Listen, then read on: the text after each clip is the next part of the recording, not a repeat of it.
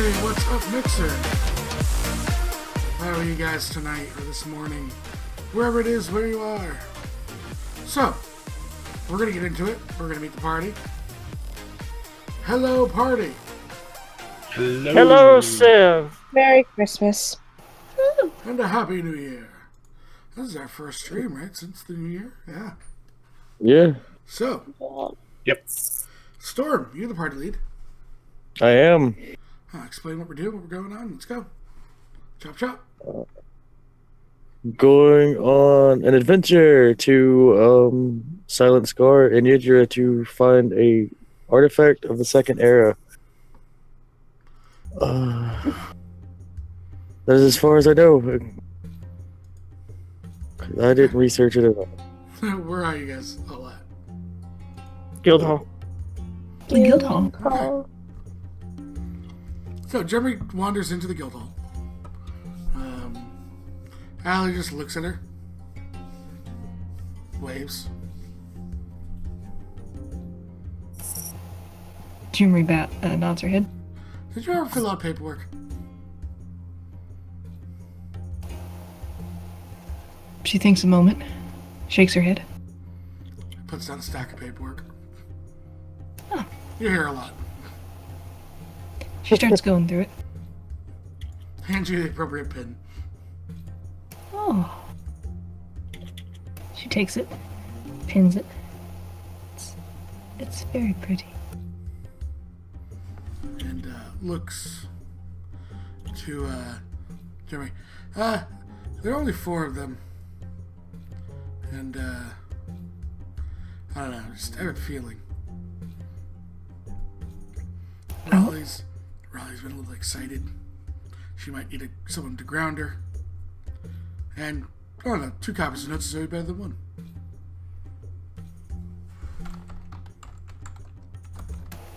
Jimmy quirks a smile. You may be right.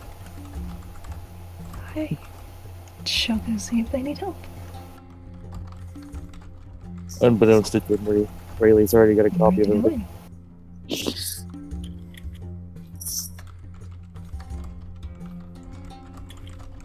The druid is calmly trying to tell Niski that he's not going. Misky just gives you the eyes. Oh, I'm going. Not the eyes. Oh yeah. Oh yeah. Oh yeah. The puppy snake eyes totally happening. No. It's like you leave me all the time. We're supposed to be a team. Jimmy heads over. The druid seems to be making lovey eyes with the snake. As far as Jimmy can tell. I mean, lovely eyes. Jimmy raises an eyebrow. Riker raises an eyebrow. Niski raises her tail. With his tail. Bravo says to each their own. Niski shoots you the evil eyes. That's not. Would this creature be coming with us? Niski nods his head at Jimmy. No.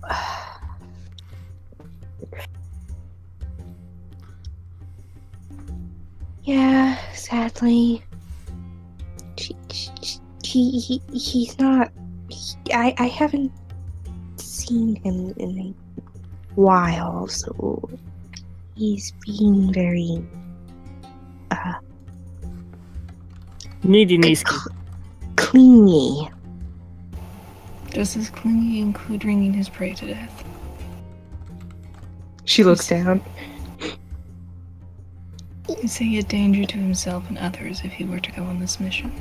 Niski takes its tail and puts it like where its chest would be and looks like it's shocked and appalled that you would give it such, you'd think it's a danger.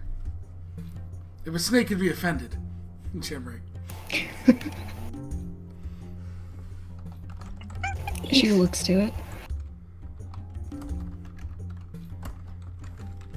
No, he's really toned it down in the years.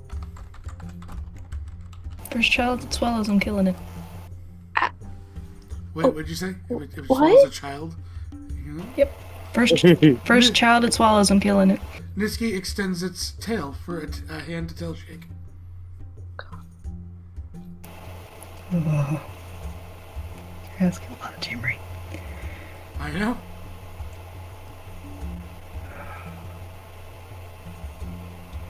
Yeah. Shakes and gives you a nod. Use the There's another tentacles. thing. She looks up to the paladin. What? On your cape there. She does that. She extends one of the little tentacles. So It she puts doesn't have to touch it. It puts its tail on the outside, not the barbed part of the tentacle, which would potentially hurt.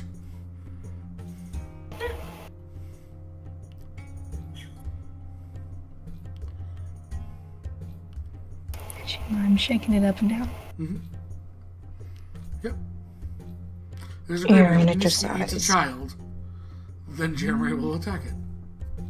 Yeah. You know, Niski doesn't go around eating children, therefore Niski would Jimmy have a doesn't know problem. this. Hey, Jimmy Aaron- doesn't know this snake. Arena trusts that Niski won't do that, but she is still going to keep an eye on the snake. He was staring Raleigh up and down. No, Niski. Jamray said child, nothing but halfling.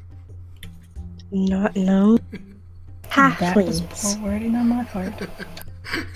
Niski kind of gives you a grin back, and then curls back up around Arena. Rayleigh's gonna pull out her notebook, ask your name and 2 questions This was coming. because it's Rayleigh. Dude. You. 2, Oh. 3. My name is Jimmy. Who are you? My name is Rayleigh, and Brandy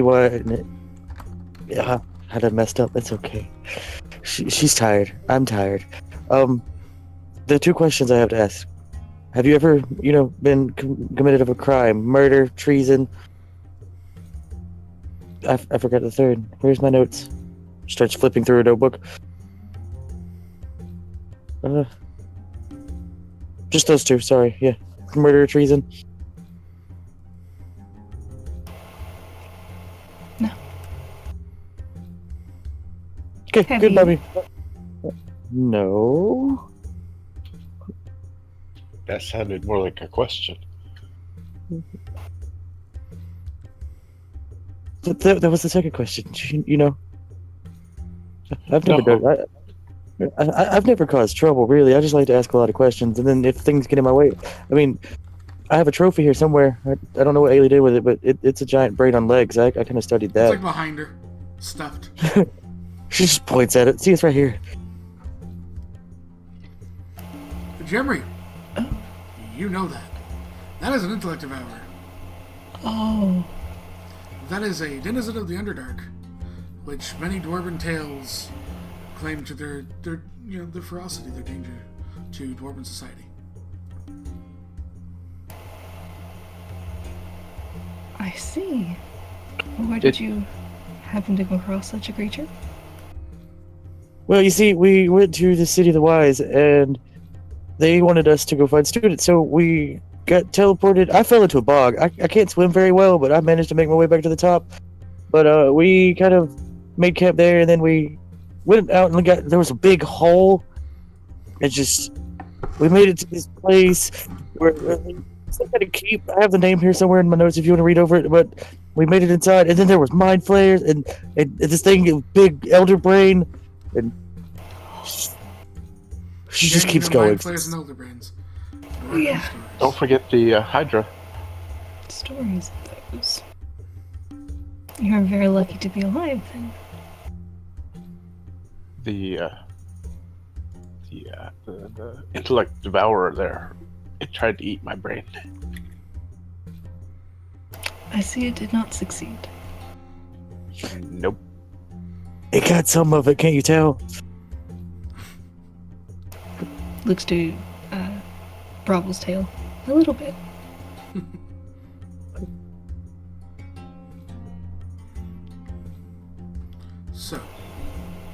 Where are we going? Haley mentioned that you were all on a mission and that you may need some help.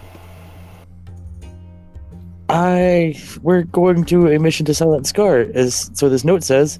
It's in the Golden Sands, where recently a couple of people, well, I guess you were there for when they came back. You heard the discussion. Oh. Oh, yes. What they were talking about in the tavern. But I'm sure I seen you out with a group when they came back. Yes. You likely did. I don't think Griffin is awake at this hour. Is he? You would realize by the teleportation getting there and everything, you would probably go there in the morning. Okay.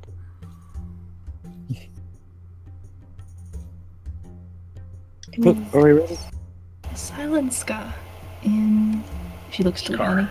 Scar in Idria. Alright, she takes out a notebook of her own, Raleigh, and starts writing. Let's see.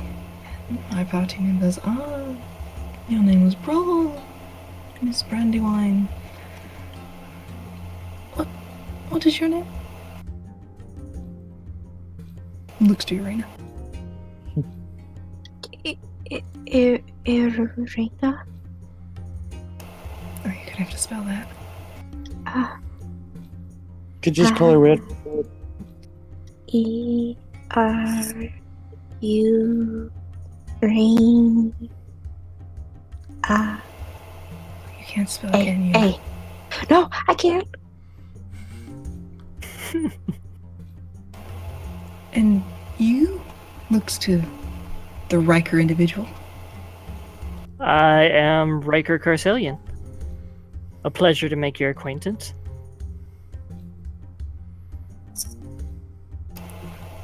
It's a good adventure with you all. We are going there for what purpose? The bounty says find that artifact. The prince, Griffin, had wanted to obtain this artifact. It says on the bounty, he can't do it himself, so he's hiring on citizens.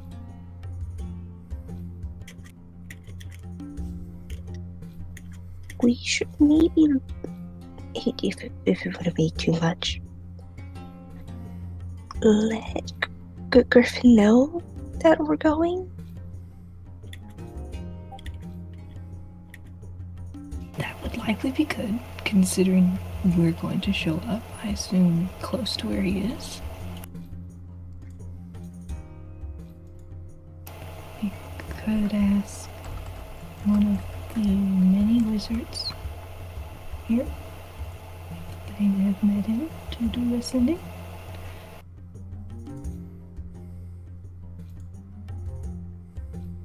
Do we need to bring your Niski? What? Do you have to bring your Niski? I don't really want him to go, but she looks to Niski. Niski's snake dog eyes you. Really?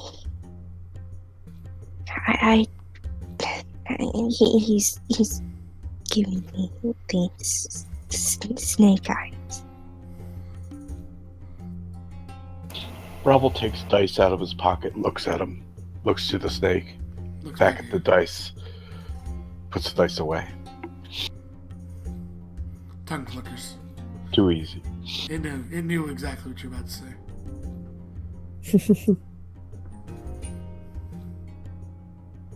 So to the Silent Scar to find a relic. We talk with Griffin. And we obtain information there, I assume. Do we have a map? No. Not that I know of. Maybe Ailey does. Ellie goes, you want a map? Pulls the map out. Puts it on the counter. We'll get to Thank Jimmy you. not. What's the second one on the counter? Mm, Really Tasking good it. stuff. if I recall, Griffin would be in Thorn Range. That's where I last saw him. Jimmy opens the map, points to it. Point to where you are Massive. going. Massive city built into the mountains.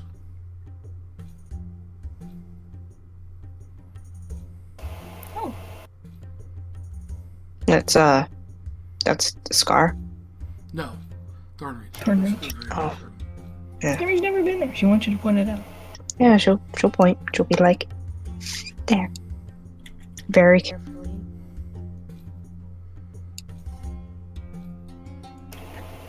Jimmy nods. Make a little indentation. Rolls it up. Really ready to go now. circles. Hmm? Rayleigh circles Thornreach on her map. I'm ready. Riker gives a nod. I am. What? Rayleigh hops on the table. Let's go. So you guys all make your way out? Yes. Alright. You guys make your way out over to the teleportation circle. You guys see Gibbon. He goes, you got one now. Woods to Jimmy. Yes, indeed. Welcome aboard. Hopefully they make you sign off over your first kid, your bar, and all that. He smiles.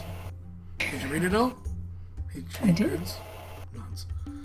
He motions you all up as he says, where to? Rubs his hands together. The arcane spark's starting to come off. You're visiting Griffin first, correct? Is everyone in agreement?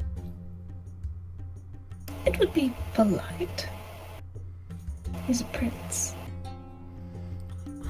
Jemry, your cartoon Jemry has little money symbols in her eyes. Oh God. Gibbon, can you send to Griffin Highwind to tell him that we here are coming to talk to him about his bounty? Not directly, but I can send to a representative.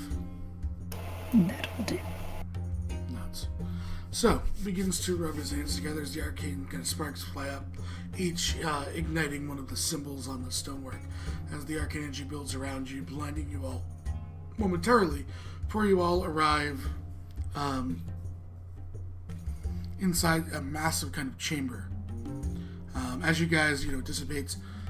Arena, you're completely used to this. This is nothing new for you. The rest of you, this is one of the first times you've ever been inside one of these really big chambers, and there's just guards and archers and mages staring at the circle. She very shyly waves to them all. Most of them wave back and smile. Riker Even gives a everything tip of his hat. Yeah, they, one of the representatives comes looking over, looks at the pins. How about friends today, Arena? Surprising. Yeah. Nods and kind of ushers you over to guys all to the door, basically letting you out inside this massive city. So for everyone else that's never been here before, I mean, you are a floor below where the gardens and the night is. It's basically a city built almost kind of like a large coliseum, but pyramid-like. So there's full tiers going up. You are several hundred feet in the air already. It is a spanning metropolis of a construction. More people out in the street in one place than you've seen just about anywhere else in your life. Even more than the other place in Yedra. Comparatively, yes. This is a fortress city. Okay.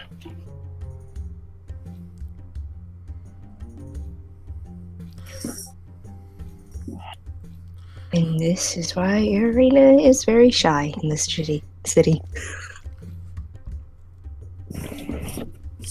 Yedra is shy everywhere. That's true. So, totally taking notes of all of the surroundings. Oh, it's very kind of like, packed housing, but they seem to know how to use the most of their space. From what you can see as you're walking down, knowing how, Raleigh's going to be trying to look in every window she can, etc. You can kind of see that they are using their space very well, and they seem to be accustomed to it. So it's not like they're missing these wide open spaces. Ariana, darting you guys through, you guys come up to the what's known as the gardens level. Much more of an open air feel here. You see shops. There's people walking around. You guys can all see from where you are. There's a massive, garden. Thank you for the follow, Cobert. There's this massive garden that sprawls in the very center of this district, complete with a lake and everything. It's those of you who have some ties to either arcane or, I would say you, Rob, you'd get this for free. This was all created by druidic magic. This should not exist here.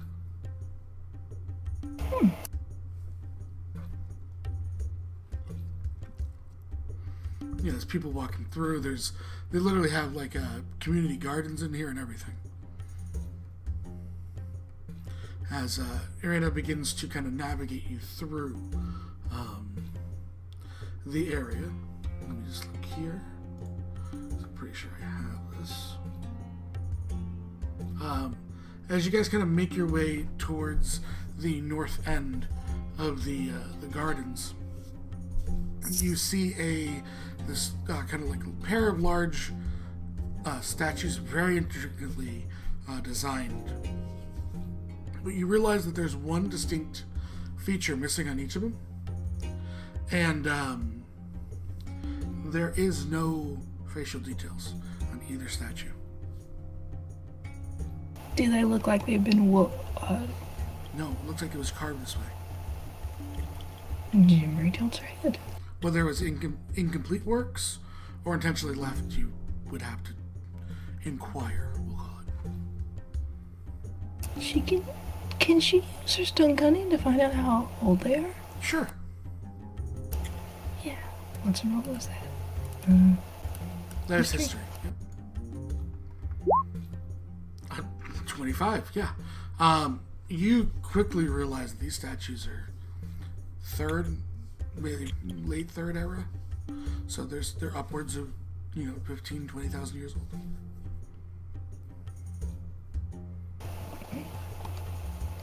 Jimmy's impressed. There is one other thing I'll give you on a natural 20. These are actually, you look over the details before you enter the bar. These are dwarven carved stone. It's the small intricacies that give it away to you. Oh.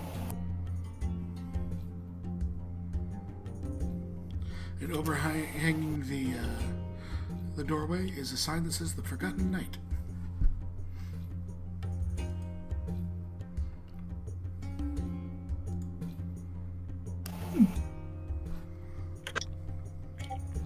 Tavern? She nods. He usually hangs out in here from time to time with his wife. Is he a very frightful individual, Irina? She shakes her head. Oh. How are the drinks here? I don't drink. Do they have cookies? Maybe. They have a full service kitchen. Yeah, they have a good kitchen. I normally stay in the temple nowadays.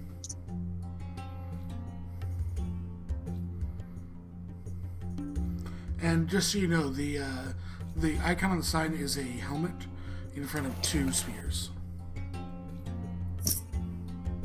So as you guys enter, Jimmy smells.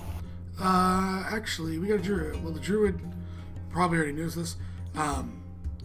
there is,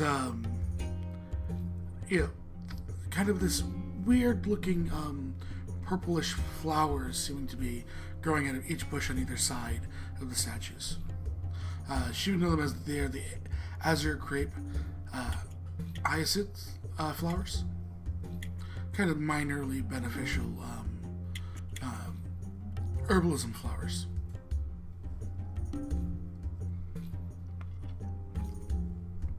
But they're very beautiful. So, once you guys step inside, just, for, we'll say like 6 in the morning, just you guys arriving just before, breakfast generally would happen.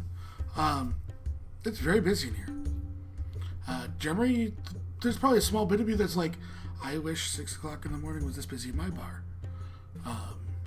Sort of kind of look, as you see this. So once you're inside, there is a massive bar top, which runs almost the entire length of the building, yet about 10 feet from the back wall, where you can see there's a staircase that leads up to probably rooms, lodging. There's also a secondary staircase that seems to lead downstairs, and you can see waitresses going up and down, as there's basically 2 floors to this bar. Behind the bar, you see a human and male individual. It looks to Rita, how are you doing today? And is kind of moving back and forth between establishments, cleaning off plates, and get you guys 5 seats at the bar top. Oh, doing fine. And he makes sure he gets you one towards the stairs so that you're not surrounded by people. She's very happy about that. She'll ask, has Griffin been here? Not yet. He kind of looks towards, one of the windows in the back. Maybe an hour or so before him and Laura come down. Okay. Drinks, food, what can I get all of you? He goes, looks here, I'm Darren Egan. Looking to the rest of you. Drinks. Of course, what can I get you? Start off with some ale. Ale? Of course. Have you dwarven ale? Looks to Jemry. I got a batch. I'm not pleased with it. I'd rather not serve it to you, being a full dwarf and all. What's wrong with it? Doesn't have the kick every dwarven ale's supposed to have. Tested it myself. Not a good import. Where'd you get it from? I believe this batch came from Cloudcross. I don't know where before then.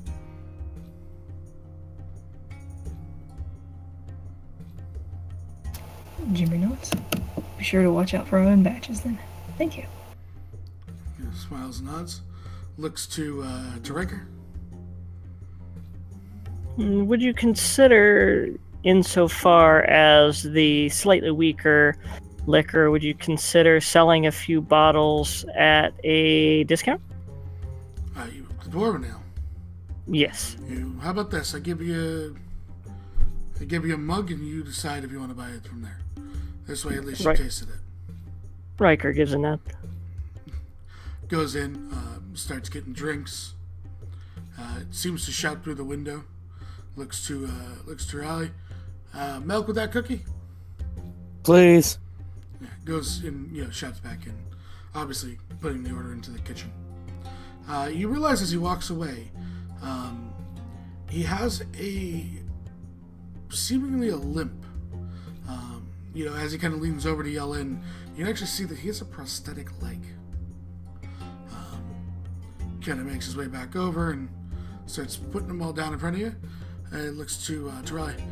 Kira, my daughter will be out here with your cookies in a second. They should be coming up soon. Thank you. Thank you. He smiles. Water down in front of Arena. Thank you. Hey, anything else that I can assist you with? You had some statues out front. They were old. Very old. Nuns. Dwarven made. Yes. Why don't they have faces? To carve a face for every hero that gave their life, slaying Tiamat, we would have never had the time. So instead, he kind of motions to again the symbol over. It's the Forgotten Night. Names that will never be remembered. And what better way to symbolize that than two faceless, a male and a female. Every man and woman that's given life for the country. Jimmy nods. I like it. Reminds me of a friend. He raises up a mug of his own. We all have those friends. And he kind of looks down to his legs. Some of us make it, some of us don't. The gods sort us out. Aye. But what a remarkable tale of strength to be able to continue on. I've seen people that surrendered to small problems and ended up being weak and ran away from the issues at hand, and you are more than living up to it. He chuckles. Don't you get me wrong. It took me time. But my wife would have risen from the grave, beaten my ass, if I wasn't here for our daughter. He chuckles. I'm certainly thrilled that you decided to keep going in fear of your wife's wrath. Oh, if you knew her, you'd be scared too. He laughs. And, from the swinging door, you see this very beautiful young blonde female come out, and she goes, "Are you talking about Mom again?" And she's got like a plate of cookies and a big old jug of milk, bringing it down to Raleigh. I will proceed to try to share my cookies with everybody. Yeah, there's enough to share you. Darren, He Thank looks towards Ariana. Yes, dear. on first light, the Overhigh Temple. He kind of motions for you to keep your voice a little low and moves closer towards you. Because, you and everyone understanding, at least between you, Darren, Kira, Grady, understand that there are some people that would not be happy to hear those words here. So it kind of comes over towards you a little bit closer so that you don't have to be loud. Grady got attacked on first light. He looks... says some words in a language none of you understand. Because you're not from here. Irina. To Kira, and she says some back, and they nod. Tell the prince. We'll keep our ears open. We don't have to be emotions to where the bounty board used to be. We don't have that. We still have friends. Lots of friends. She'll shyly smile and nod. So you guys are here for about an hour or so. You see one other individual that walks up. In her 30s, dark hair.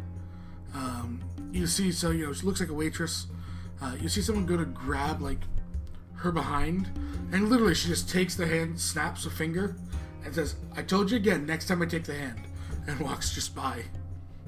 Waves at you, Ariana. This is unnecessarily one of the kind of the veteran bar waitresses in the Forgotten Night. Waves towards you. "Hey, dear." Hi. Big old smile seeing you because you're a quiet customer who never gives her any shit. You're one of her favorites. Aww. So, yeah, you go about it for, about that hour passes, and the door eventually... Sorry, Jerry would have gotten out her notebook and started writing. Oh, She loves to Jimmy. help people. The only thing that aggravates Jemmer here is a lot of the conversations that she would normally write down, she can't understand a damn word. It sounds common, but it's a dialect that she's not familiar with. you knowing this is Somish. Yeah. Allura who's finally proficient in Somish. Right? The door opens as a male human walks in. You immediately recognize them both of them, Marina, and a female elf who seems to have like a bag of books and kind of discussing something. He looks around, sees Marina, and it's a big smile on his face, waves, and walks over to the group. I assume it's you five then. Marina nods. Hello. Nods. A tiefling? Interesting. He extends his hand. Griffin. Shakes it. He's good. Problem. I'm not worried that he's good, dear. He's with you. I'm generally worried for safety. He smiles to Brabble and looks towards I think the halfling was sitting next to Brabble. Yeah. And you are? I'm Rayleigh, and you must be Griffin. Nods, smiles, shakes your hand, looks to, I'd say Riker's probably next. Riker Carsalian, a pleasure to meet you. Smiles, shakes your hand, and then looks to, I think we, looks to Allura. Jeremy, right? Laura nods. Jeremy, it's a pleasure to see you again. Last I'd heard, you were in Thorlador. I didn't think you were adventuring anymore. I don't usually, but Ailey said that they needed some help. Oh, are you kidding? You wanted to get out and shake those magic fingers again, probably. Smiles. The emotion fact he's not in his armor, he doesn't have his pole arm. He's like, trust me, I know. And motionless. We should probably get downstairs, get a table, and much easier to chat. Marina nods. Yeah. Quieter. So you guys kind of, come downstairs. You see the second, there are tables, booths, a large stage, a secondary bar down here for drinks. As you're from around water and looks really another milk. I'll have an ale. An ale. And kind of goes over. There's an empty kind of booth in the back, which no one seems to want to enter, as Griffin and Allura claim their normal booth. No one dares cross the prince. He kind of laughs as he sits down and motions for all of you to join. Very nice seating, very comfy. And as he sits down, he goes, "So, obviously I have information. Let's get your questions all out of the way." Looks to Raleigh. Rayleigh I think opens I her watches notebook. everyone look to Raleigh. And Griffin looks to Allura. It seems you have competition. Wonderful. Allura smiles. What type of relic are we looking for? What do you know about? What do you know about Would something? you like the answers in between? Yes, sorry. She starts writing down the questions. He laughs. Like you realize, he's not even close to being offended by this. Like this is how his life is now, with being married to Allura. Like she'll give him a list of questions and just start risking. He's like, "Can I respond, dear?" I'll forget them by the time we get to the end of them. And so he looks and goes, "What you're looking for is actually." You're basically looking to the tip of a polearm. The spear, to be more precise. Kind of motions to, to the size, shape of it. And he looks to Allura, who obviously hands him kind of a sketch of it and slides it over to you. I'm gonna try to copy the sketch. And that is yours. She makes Yeah, everything copies. in quadruplets. Hey, she liked me. Rayleigh was- pulls out all the notebooks and just sits them on the table. See? Allura points to like the stack of books she has. He looks to Raleigh. I used to have an office. I It can is use an now- office. It is now book. Oh. It is now storage. He smiles. Your office is lovely, Griffin. You mean your office? Smiles. Your next question. Could you tell us anything about the silenced car? Personally, I cannot give you any information about it. The most I can tell you right now is you do not mention that you are doing this on behalf of Samal. In Guild, anything else, that is fine. Do not mention my name. I wish you not to be put in danger. Really nods and underlines his name like 10 times. Do not mention. Underline. Oh. Other than that, it is a mercantile city. It is quite fortified, as outside of the desert, the Golden Sands, there is very little between them and the wilds. The wilds are not a nice place. There are we call them barbarian tribes. We'll just call them tribes to counter any confusion for you. They live out there. Oh, they're near the Golden Sands, so that means they're near Mount Gluck? Days away, but yes. I've read about these two places. Not really about the city, though. Big bazaar. Stocking up for anyone crazy enough to head into the wilds. There are multiple places that used to be there. Pre-Second Era. So people looking for a fortune will attempt to go out there.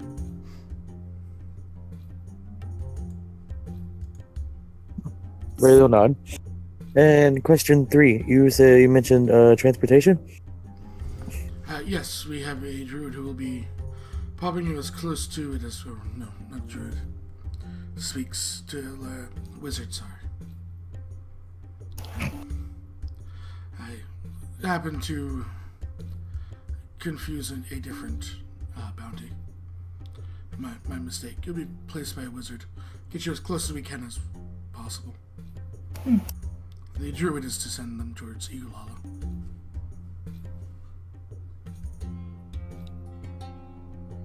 That's really not bad. We could send them there too.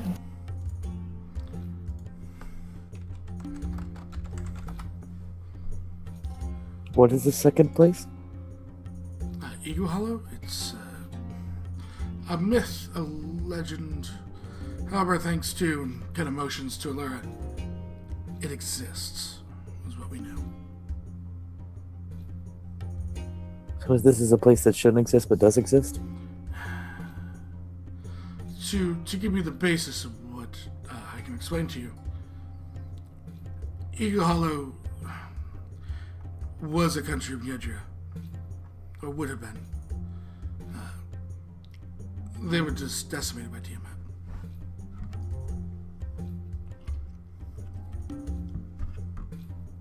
She just nods.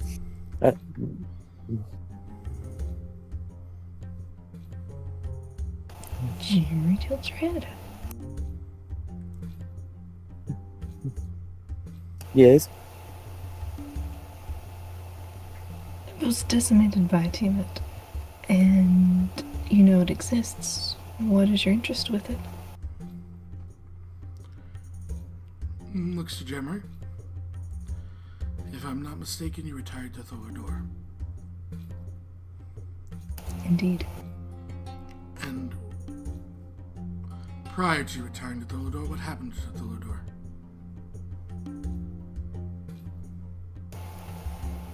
There was an altercation with Moriel. Child of who? Tiamat? And the red rose from Ambracia? The white assaulted Wyvern Tooth? The blue's been awake the entire time?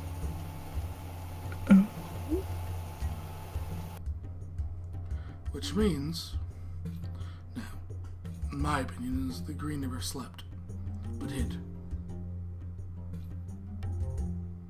That being said, all 5 children of Tiamat are awake. It's a race now. They might hold information that otherwise was lost to time.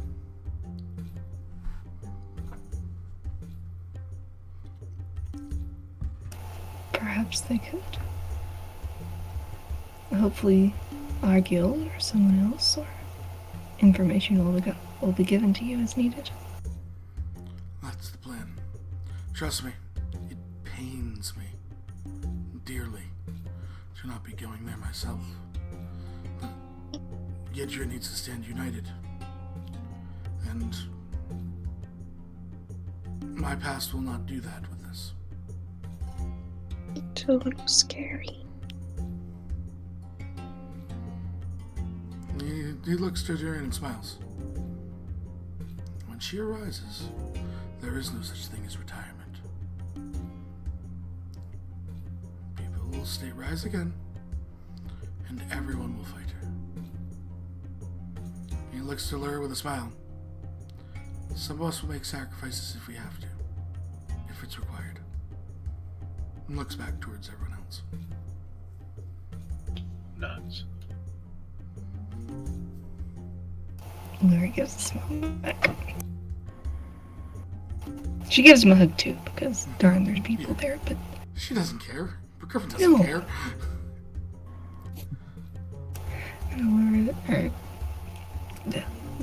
Jimri tilts her head. This tip of the polearm, a spear that we're looking for. How long? What is it used for? What do you need? Why is it important? If it is Where did what you he- last see it? If it is what he says it is the one ancestrally ours. It would be the tip of the polearm of the Holy Dragoon. The one who my great numbered. He just smiles like, I'm not going to say all the greats. Jimmy quirks a smile. Humans, we don't quite live as long as dwarves. He smiles. Well, he goes, or elves. Looks still or side-eyed. Yeah. If it Rayleigh has... just Mhm, go ahead. Rayleigh holds her pen over her paper. Could you mention all of them? I need to count. You know. Literally looks to Allura and hands her, like, the literal lineage of Samal. She'll take it. By the way, Storm, it's almost complete. I will give it to you when it's done. Awesome. It's a lot of names, man. It's like 23,000 years worth of names. That's fine. Jimmy looks over curiously. It gets This another is my- copy, slides it over to Gemry. Ray, this is mine. You have it. Jimmy holds up her own copy, does like the little paper flippy thing, just so she got one too.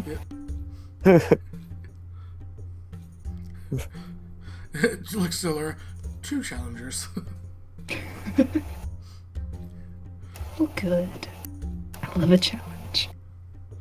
Now, other questions about Silence Guard. The task at hand. Tip of the spear. What is it used for? Why is it there? Why If do it you need it? has- Where's the last information you had from it? Okay. If it is what it is supposed to be, it would be the weapon that Slay Tiamat sent her to the Abyss. If it holds any specific purpose other than himself, we could potentially need it. It needs to be in my hands, not theirs. If If it's sold to an independent collector, it could be lost. We could lose before we even started.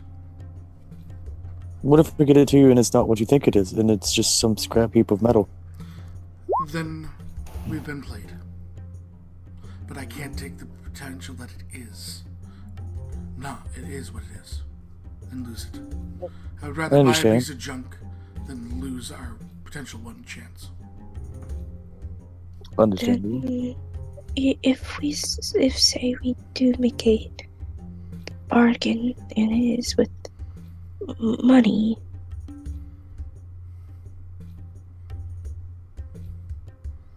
So, what you're saying is who's going to pay for it?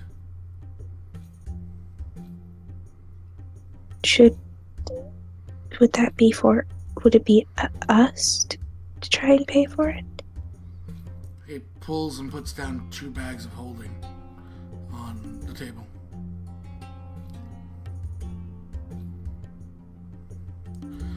This is about 2 million gold.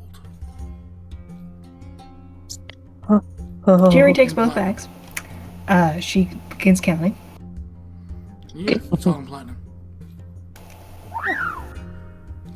Morpheus, thank you for the follow. And looks Gemry. Now, there is a trust. Obviously.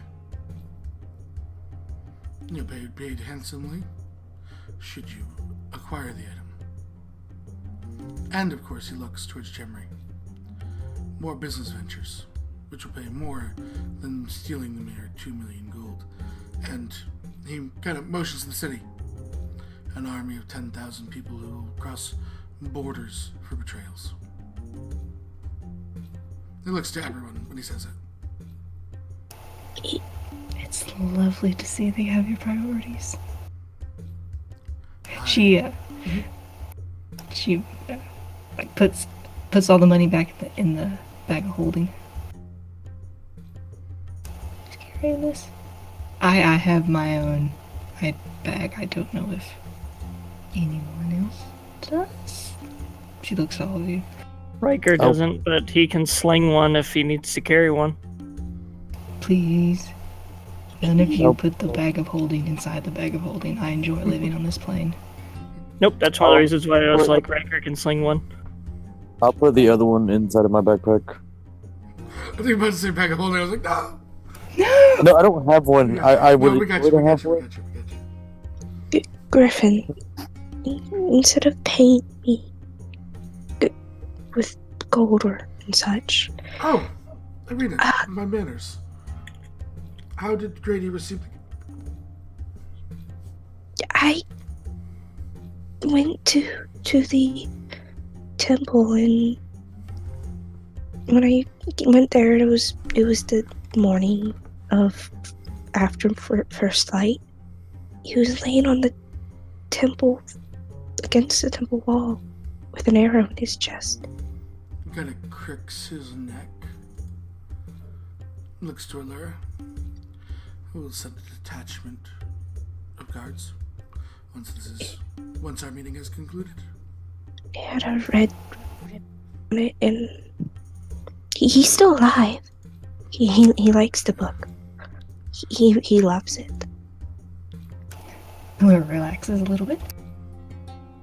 Hey, Griffin, you can see the vein in Griffin's head pulsing.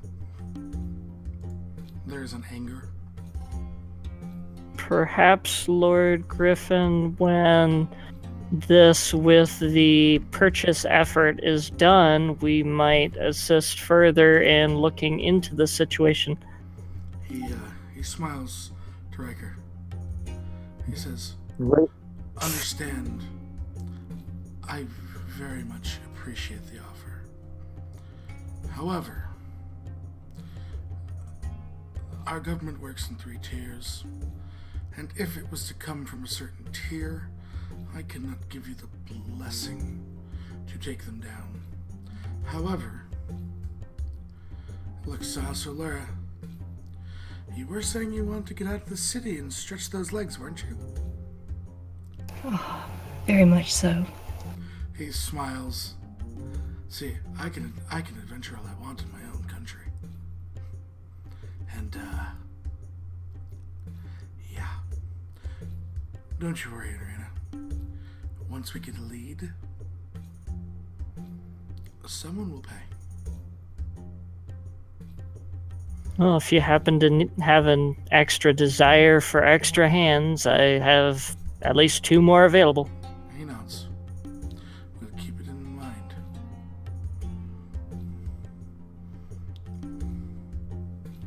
He looks to everyone else. Shall there be any other questions concerning your bounty? Do you know the name of this guy? Wait, does it say on the bound? It does say in the bounty, yeah. Okay, never mind. She wouldn't have asked that. Do you know what this guy looks like, possibly? Yeah, he gives you a description. Okay. That'll be all for me.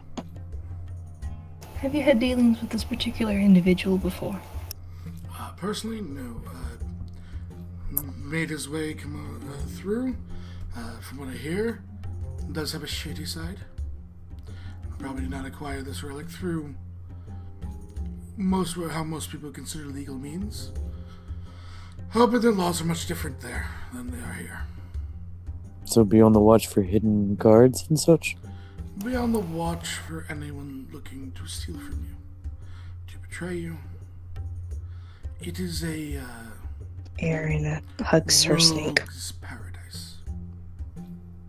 Especially Silent Scar. Arena hugs her snake. Okay.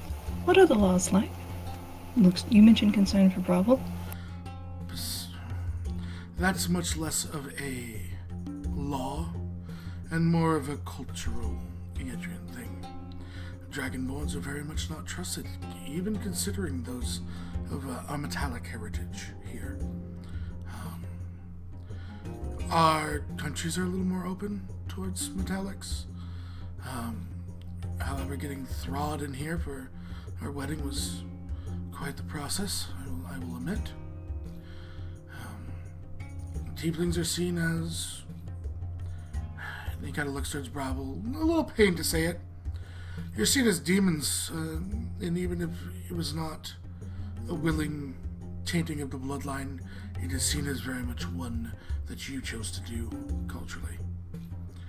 Probably not. I've heard it before. He nods. It is, and you just hear, like, a thud coming down the stairs, multiple footsteps, and you hear, Jemry! And Zoe just starts bolting towards Jemry and tackle hugs her out of nowhere. There's, like, sparks coming off of her. Zoe. She just smiles, just hugs and picks the dwarf up the ground. Zoe, dear, we've talked about this. She doesn't care. It's Zoe. I know. Puts her back down. You've seen our various ambassador. And Zoe just kind of slides in and waves to everyone. You told her about the meeting, didn't you, Allura? I did. Yeah. She socks Griffin in the shoulder. He just kind of rolls his eyes. Yeah, so he just starts laughing and shakes his head and just goes, well, you should at least be able to make your way through. I wouldn't recommend you visiting their capital, but Silent Scar is a place of beggars and thieves. You shouldn't get too much crap, Sir Bravo. Should I not bring Niski? He looks at Niski, he's like, give him the eyes. I'm not getting between you and your snake. I Niski do need nods. authority. Why don't you stand up to the snake yourself? He's Erin, giving me the eyes. it's a snake. It was probably thinking about its last meal. Niski again looks appalled. Looks offended. I'm sure it was a lovely mouse. Looks. The eyes drift towards Raleigh. Or a rabbit. Rabbit? Or me. No. Niski just looks up towards the ceiling. Niski, no. Bad Niski. Niski looks offended at you. And gives you the eyes. Your snake can't eat me. I want to ride on its back and shoot things with a crossbow. This is something I must do. Then it can eat me. It extends the tail for a deal. The arena intercepts it by gently pulling the tail away. Her being a Brandywine. The halfling offered. Okay, Niski didn't propose the deal. I think we're done here. Yeah. Nuts. And then Griffin sighs a second and looks to Allura. You booked Zoe as the teleportation, didn't you? Maybe. Zoe smiles. He looks between them. One of you're both gonna outlive me, and one of, oh god. Country's doomed, isn't it? He just looks down. He realized that Zoe and Allura are literally gonna be in charge one day. He's just now realizing this. Oh. Allura pats his back. There, dear. There.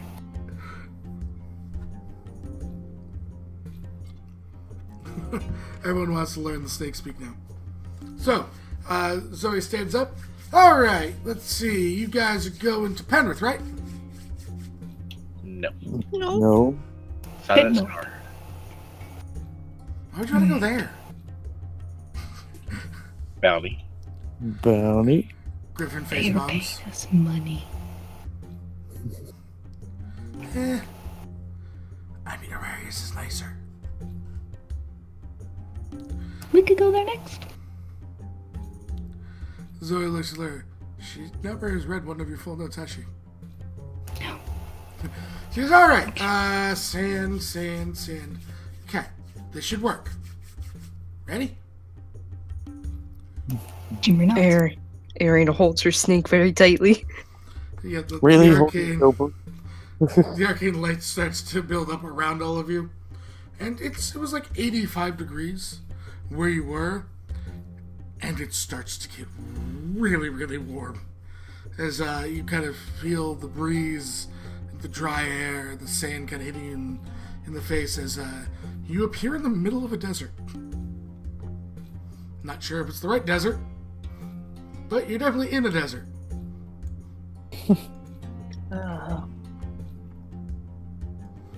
And then you kind of turn around and you see this massive kind of fortress city built on this large rock with a kind of like plateaued rock. And it looks like it's been built up and carved. Multiple kind of pathways and bridges leading to a couple different roads. Are we on a teleport circle? No. Just checking. Desert. Being hot out, Erin will take the robe off. She still has the typical clothes underneath. Don't worry. And just put it over her head and shoulders and Niski. So, Rayleigh's gonna shred like her jacket and everything else. yeah, you guys all came with like kind of. Well, you had time to get out of your cold gear. Oh, yeah. Rain Yedria. You had plenty of time. So it's not as bad. Eat the halfling, she's cute, they say. So, do you begin the walk? Most definitely. Yes. So as you guys start crossing one of these bridges, you kind of see, a number of guards and lookouts across different parts of the city. As you see a number of kind of carts being pulled out of the city, very heavily guarded. Probably about 25 guards to a cart, walking alongside. What are they hauling? You can't tell it's under, kind of under wraps and stuff to keep it out of the direct sunlight. Mhm. But, all sorts of different ones. These guards, they have insignias on them? Give me an investigation check. I'm joining because I want to know as well. I figure when I Oh, say a good. check, at least two of you are going to roll every time. Wow. You can't seem to see, there is insignias, but nothing else you can get. You don't know if they're all the same insignia or different ones. But all seem to be wearing insignias. Can Irina make the investigation? If you're generally curious, sure. Well, more likely just looking. So more along the lines. Wondering if someone's going to attack her in this case. Yeah. It's more like a perception. Sure. Yeah, but they all are wearing insignias. You notice that many of them with a perception instead of investigation. You notice that many of them are different, but you can't really see the symbols or make out anything else because it's not investigation. Okay.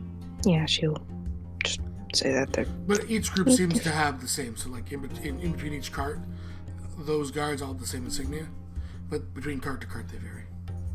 Ah, okay. Yeah, she would, like, say that to the group. Okay.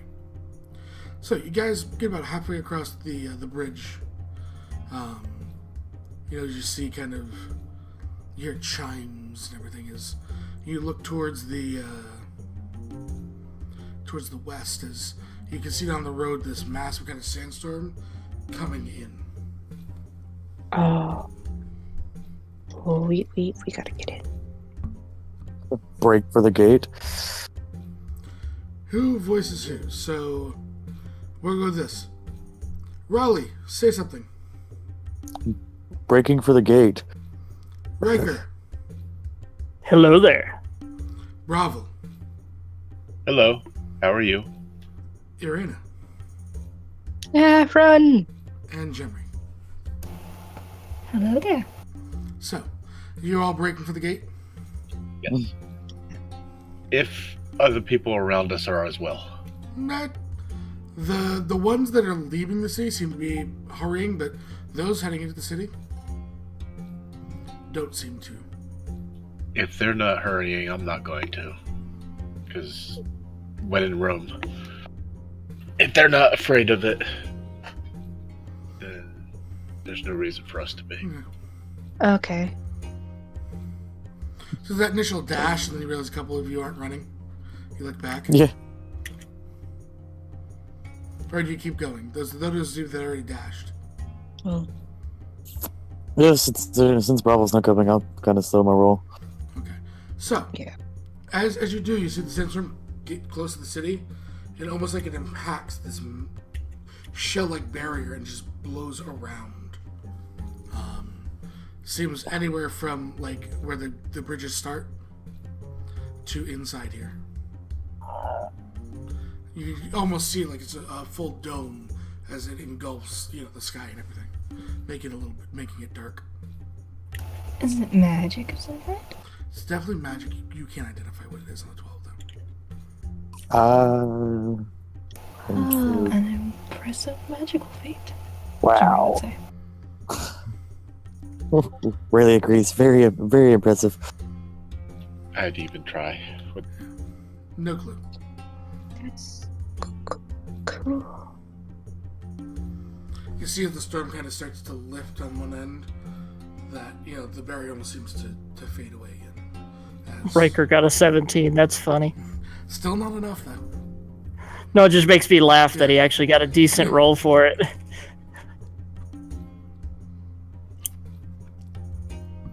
So, you guys make your way in towards the city.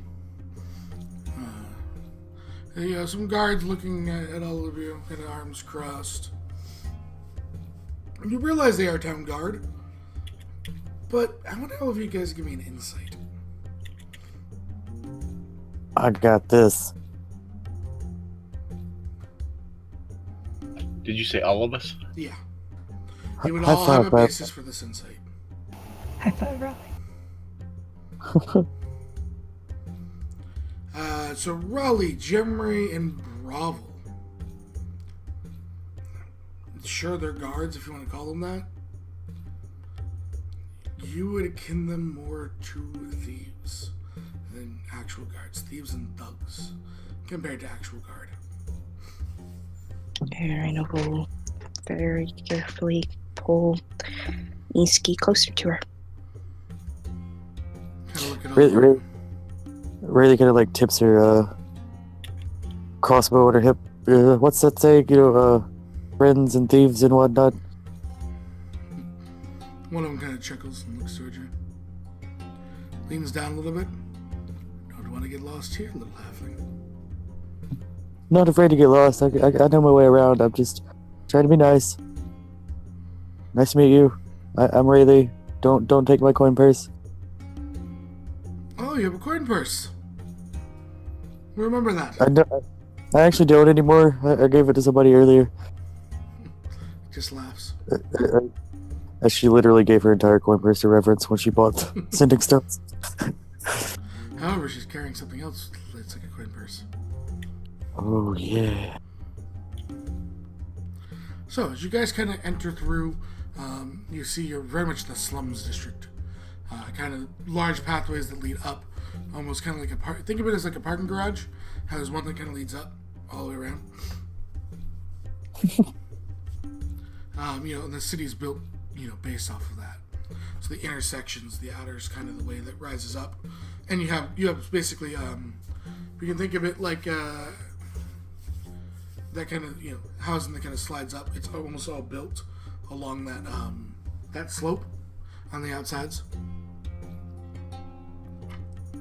Okay. Mm-hmm. So where are you headed? This being a One of those kind of like questions you probably should ask. this this kind of being like Did yeah, Jimmy actually did. I remember. That's where in Silent Scar? the last place that you had location of? Yeah. You didn't ask where he normally hangs out. But I'll give it to you. He tells you up in the kind of the noblest districts. More or less what it tells you, get out of the slums as quick as you can.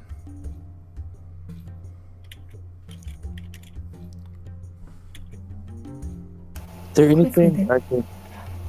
Jimmy would make her way toward what looks like the noble district, I assume. You have to climb. You realize that. Kind of being a dwarf in a city carved out of a mountain. You kind of go, I need to go up. Opposite Yep. of dwarf. I need to go up, not down. Backwards. Raleigh, you realize as you look around being the thief of the group, lots of little kids looking, ducking down alleys. See him again. Definitely looking at new meat. Here in the slums. Is there anything around and about, like thieves can't wise, like on walls or anything? Everywhere. Just a jumbled like mess. Like graffiti in LA, man. Well, Rayleigh's going to hand her bag to Bravo and start writing down and taking notes. Almost all of the kids, some are halflings, though. To answer the question in chat. But she's going to hand her bag to Bravo and start taking notes of everything as they walk by. Who currently has the bags? Riker Now- and Raleigh. No, Breaker and Bravo now. Bravo. Okay. Okay. Okay. You will take it and try and keep tabs on it. Not his best ability. So, you guys begin to head upwards, kind of getting towards more of what you would assume is like a commoner's district. Not the tightly packed slums, a little more room and pushed out. Again, massive cities. Seems to be kind of Brabble now being at 3 different cities in Yadria. Seems to be the stylistic of living. The clustered, large open expanses of nothing in terms of civilization. And then like these giant beacon metropolises. Okay. You can get that from being a number. Jeremy, did you go to Old Haven back in the day? Or was it Sora? That was Sora. Sora, I think. So you wouldn't quite have this. So you guys kind of make it up here. There's a little bit more light kind of coming through as you guys make it and continue. Raleigh, give me a perception check. Can I use my net 20? Sure. Patreon? So you Awesome. go ahead and use that as definitely you guys have taken some notice. Some of the kids have followed you, see me passing it off. A couple of the kids are not actually kids; they are halflings dressed to look like kids. Go to shoo them off. You're gonna break off from the group and go shoo them off in the alleyways. Oh no, I thought they were behind us.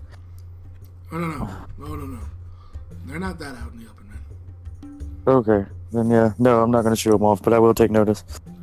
Yeah. Kind of write it down. they've definitely taken notice in you. So yeah, they're definitely tracking you guys. I mean, you are new. I mean, if you think about it, you guys are carrying, just in gear, thousands of gold worth of gear, magic items. You Really said, holy crap. yeah. So definitely, they're definitely going to take notice of you. Bravo. By the way, Mira had donated her greater healing potion to Bravo. Thank you. 20. So, you guys continue to make your way up towards the climbing as you kind of get some people walking down an alley in front of you, kind of directly in your pathway. Descriptions of these people. Kind of wearing more kind of dark turbans on the head, faces pretty much covered. They reek of thief to you, Gemry. They reek of it. Like they're not making any sort of attempt to hide it at this point. And you've gotten that from all the thieves. Raleigh noticing the games they're running much better because being in that rogue type, she's going to. But these they make more thief than they do thug. I will tell you that. Are they able to match the description of the man we've come to see? No, you can't see full facials anyways. Human? I assume you're taller than me. Pretty much all human, yeah. Rayleigh's gonna suggest that we stay to the main streets. You are in the main street. They came to the main street. Well, even if as we continue up. Oh, they're blocking your way currently. Like, Jimmy would. One kind of steps out in front. The others kind of loosens his, the wrap. My friends, hello. Greetings. See, you've come to the great city of Sanskar, and I see that you are unprotected. Bravo raises an eyebrow. Rayleigh watches him very closely. Arena. Smiles, get like that one kind of like gold tooth in the mouth, kind of scar over the two lips, scruffy kind of beard, darker skin. He seems to have a nice smile, and he does have. Now, mind you, they are all armed. They all have some sort of scimitar, or you look. A couple of them have crossbows on their backs. Arena will be carefully watching the others. He said protection. Did he mean? I assume. He means that you are 5 strangers in a city. He's not saying that you can't protect yourselves, but you have no protection. You're outsiders, basically. Is what he's referring to. Like a mafia push moment. Basically. And he goes, I wish to simply know what brings you to my city. This is your city. Oh, well, parts of it. I am Deontay.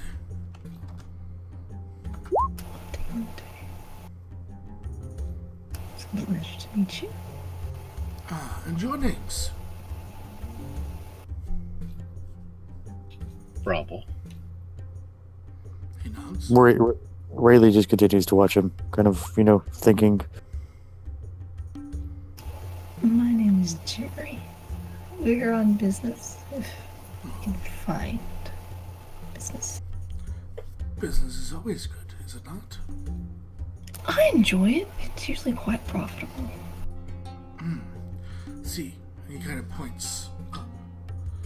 You want to climb higher, don't you? That would be the greatest option at the moment. Not that your company isn't enjoyable, of course. Oh. I come with an offer. We don't. And he kind of motions The guy seats to the other side. You can walk right by him at this point. I simply wish to offer you a cheaper alternative to climbing higher. You see, you're all gilded, right? Motions towards your pins. Indeed. But none of you know the customs. Those guys at the gate, they will extort you. You don't hide your wealth very well. Nor does he motions to Raleigh, who's beaming with magical items. Especially not the rogue. I'm a little disappointed in that one. Oh, Wow. oh my god. The only thing visible at Rayleigh is your headband. Everything else is in a bag.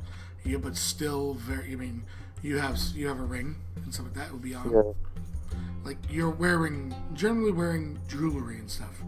To people around here, that is wealth.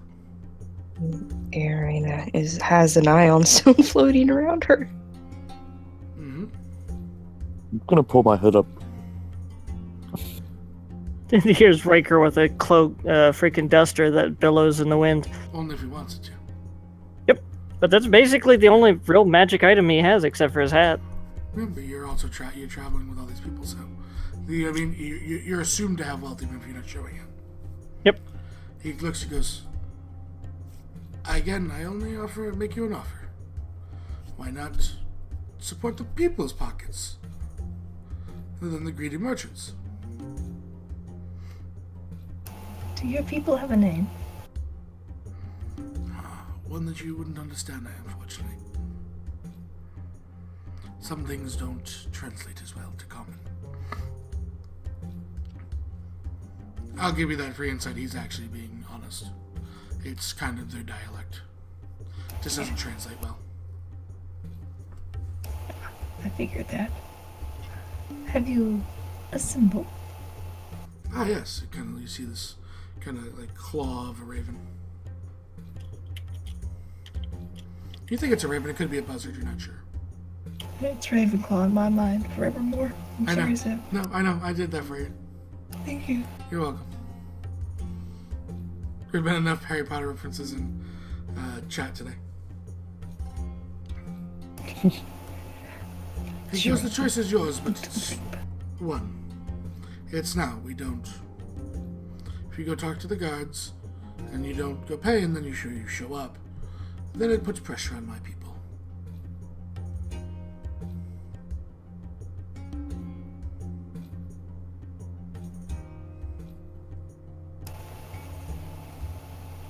And your offer? 50 gold pieces and 10 for each of you. You all can easily spare it. You gilded adventurers. And we shall get you... What is your final destination?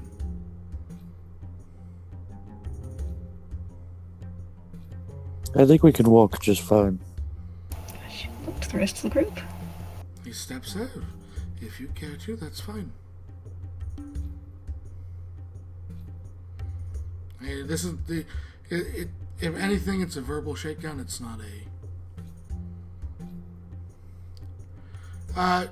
yeah, on your passive alone, they're watching you. I mean, there's a couple in alleys that have crossbows out in case you were to attack him, but they're not, they're down. They're just ready if you were to like, draw weapons.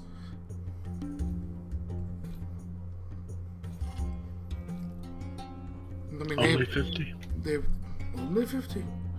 We can't get you to the palace for that. He kind of does the symbol for money. That's much more expensive. Much more risk. And, well, to yourselves as well. Rayleigh's gonna take her finger. I think there would be sand on the ground below us, right? Yeah, there's sand everywhere, man. Well, she's gonna kind of bend down and kind of scribble out a few symbols in thieves' kit. I'd rather not be stabbed in a back alley. That's exactly what it says. He chuckles. And to yours, he bends down and makes symbols in the ground. Steps in front of them. Very well then, miss. Good luck. And he kind of whistles and makes a hand motion as they start disappearing down alleys. He looks towards you and motions over his shoulder and walks down an alley. Rally, what just happened? What does this symbol say? Good luck not being shot in the main street. Really or not? Are we supposed to follow? It's in Thieves' Cant. I know Jimmy can't read it. That's why she's saying, are we supposed to follow them? No, we're staying with the main streets. I told him I'd rather chance the main streets than be stabbed in an alleyway somewhere. On the 19 insight, was he being pretty truthful on that? The best you can read him is he seemed to think his offer was better. Yeah, I already know it's been like. I mean, his insight DC as a base to let you know is 20 for easy secrets and upwards from there. He is a career rogue. With a criminal background, would Bravo know that this is basically a safer situation? Probably. Give me, we'll call it a wisdom check.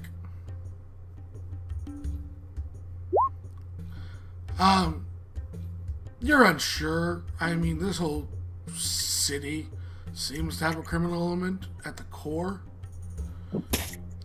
Also, if they wanted to, they probably could have dropped you, taken everything you had before a guard could get to you. Yeah. Gotcha. There was enough of them. If they wanted violence, they could have taken violence. Yeah. He could have. Also puts heat on them too. So you're kind of in that weird situation where, yeah, but then they have heat to deal with for some time, which could hurt business. You're not sure if they know how much literal gold you're carrying, right? That could have changed everything right there. Yeah, they gave us what they thought was fair. He could have helped us. She's gonna gesture back down the way we came, and then like in the way that he scribbled on the ground. This is a city of thieves. Yeah, he probably had a better deal for us. But we've made our decision. Sorry, Demry, you were saying?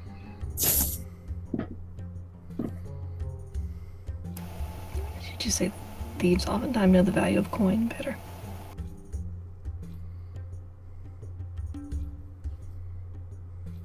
And for here. But she looks down the alleyway. I don't suppose we could catch him if he did not want to be found. Yeah, there's no chance. Yeah. These people operate, live, and breathe these city streets. Yeah. Oh, what are we gonna do with the guards? I assume, like any other rational citizen, we could go up and ask to be let in. They will, of course, attempt to shake us down.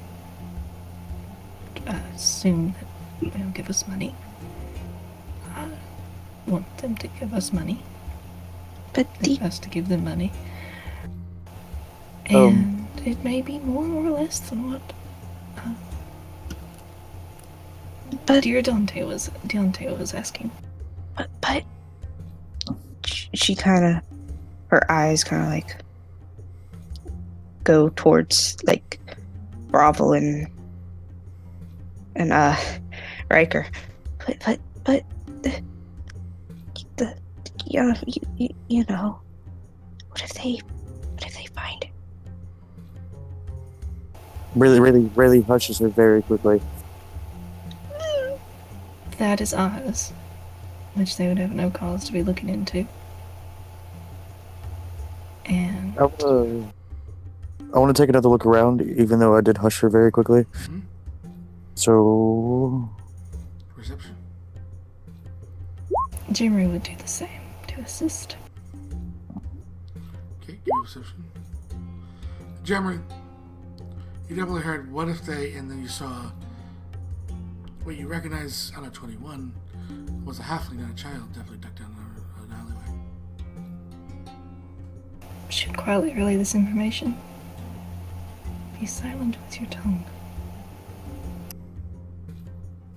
While this interaction's happening, Rayleigh's covering up the two, feet. So yeah. Sorry. So, you guys continuing to climb? Yes. Alright, so you guys climb up and you kind of see open air in front of you as you make your way into kind of the open markets. Jimmer thinks this feels very unnatural. And I mean, it's still packed stone everywhere, but you get a brief bit of the sky kind of creeping in. There's alleyways everywhere. And So it almost guards. feels like home. yes, feels like home if home had a breeze. And an open sky. Yeah, the breeze is basically what I say. So, like, you're walking through and, there's some sunlight hitting and there's lots of dark alleys, though. You also see a few guards actually patrolling on the market stalls, people selling all sorts of different wares. Most of it here mundane items, trinkets, little bits of jewelry. Checking the bag. Less and less space between people, by the way, in here, as you get into the market. So I was about to ask, is it a field like a bazaar usually is? Yep, you're starting to get almost shoulder to shoulder. Bag's still there. Hand on the bag rather than my sword. You're getting a lot of odd glances as people walk by, especially you, Bravo. Yep. A couple people spit towards your feet. At least it's towards the feet so far. So, you guys asking anything of the merchants, guards, anyone, people? We should probably ask where we could find. Well, yeah, where exactly Afilan is. Alright. Who are you asking that information? Who's asking it, and who are you asking it of? There is everyone from what looks to be potentially lower nobility, to guards, to merchants, to other, commoners, to people that probably should be in the slums, to, beggars on the side of the street. Rayleigh's more looking around than she is, concentration on the question. It's But really hard for Rayleigh to see a lot right now. She's looking at her legs. in a, yeah. I mean, you're getting glimpses, but you're not. You're kind of having trouble keeping a general lookout at this point, based on your. Mainly what she's looking for is small folk and children. As that's what's been followed. Most of the children that you've seen so far, being up here as you get into the bazaar area, are with a parent. You see a few halflings that look dressed adultish. Down some cities you see some street kids, not seemingly paying attention to you at all. Jim would go up and ask one of the lower nobility people.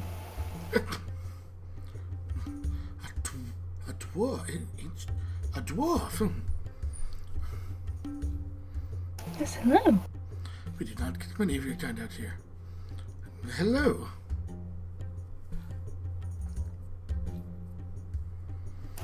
It's a bit different here, I must say, but it seems very nice. She kind of looks towards the buildings. Definitely not dwarven crafted, I can tell you that. She smiles and laughs. No. She looks to the stone. What does it look like? It's human craft, probably. It's it looks like it once took a beating from sandstorms before they got that,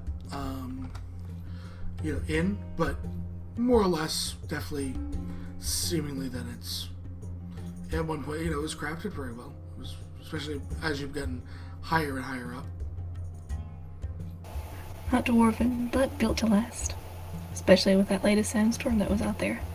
Oh yes, very nice that wards and such can be maintained. It is. Very useful, I imagine. Oh, especially up here. Sand used to do a number to these buildings. I can see. It's written in the buildings. Tell me. This, from what I've seen of the bazaar here, it seems nice. I was curious, though. You have more scribic taste, don't you? Exquisite. Indeed. Well, you need to get to the inner and upper bazaars. She goes, can follow the bazaars down, past the guards.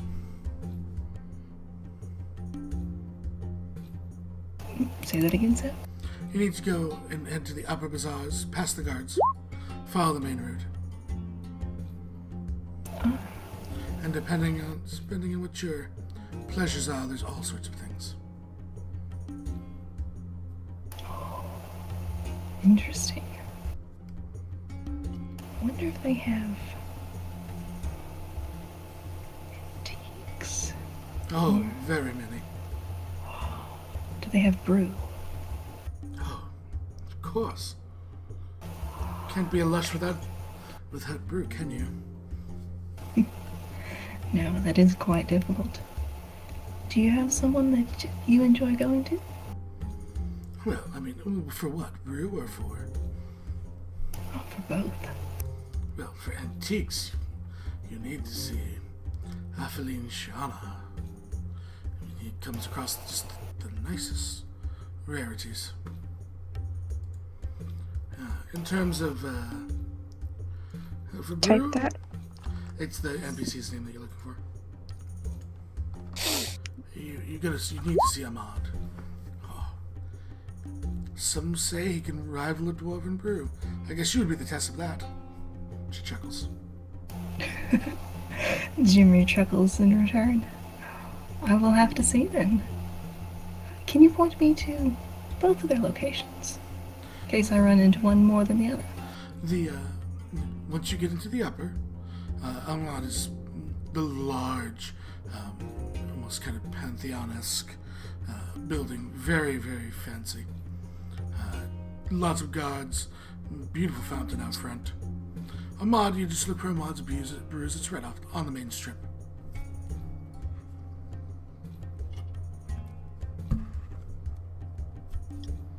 I heard. And name, you just said it. Ahmad. No, the other one. Atheline NPC. Shana. Yes. Shananana. An Atheline. Wait, that's this person's name? No, that's No. the person you're looking for. Oh. She recommended him for the antiques. Oh, okay. I shall have to go see him. Oh, should I tell him that I was recommended by you? I'm sorry, I didn't get your name. She smiles. Morella, dear, Morella. She kind of extends her hand, almost like a noble down to a commoner kind of, all four fingers together down. Almost like kiss the ring style of, she made for a shake, but it's that kind of hand posture. She obviously is showing that she at least believes that she is of a higher class than you. Raleigh, as you're looking out, there's at least 3 or 4 people with their eyes on Gemray, probably personal guard, that are watching this lady. Understandable. Morella, it's very nice to meet you. Could I see if they have any symbols on them? Sure, give me an investigation. She shakes her hand. Did she tell her where Atheline was known to be? Yeah, she gave me directions to his place. It's like at the very end of the upper bazaars. I had much trouble getting up and down, as was needed. I heard terrible rumors coming here. You mean of the raids outside the city, or? Yes, that and inside the city as well. It's Inside? Inside you shouldn't have been bothered yet. I mean, you will have to obviously make, hopefully, one of you, your traveling companions, has an appointment or a sort of class symbol to get inside, otherwise you'll be paying a toll, obviously. obviously. No, we How does the raids outside work? And she looks towards Irina. What was that, dear? Speak up, please. I couldn't hear you. That snake? Oh, interesting. Are you one of those snake dancers I've heard of?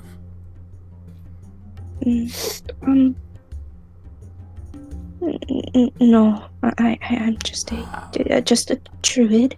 We would have loved to see your performance. You don't get many druids out here in the sands. And looks back to Jeremy. The many caravans have gone missing. I just left things behind, but no people.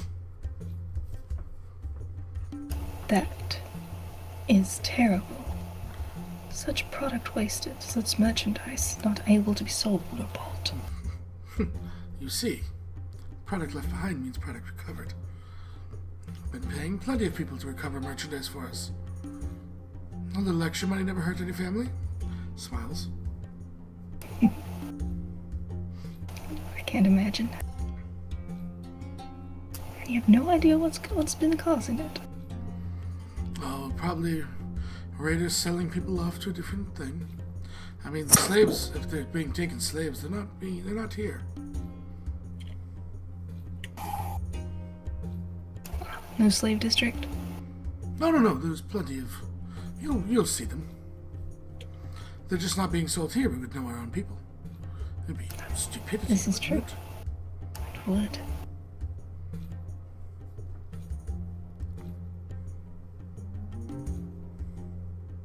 would. Very well. Do please excuse me, but a busy lady like myself. Of course, Marilla. You enjoy the rest of your evening. Raleigh, they seem to have the same symbol. She walks towards her gods. Very well, then.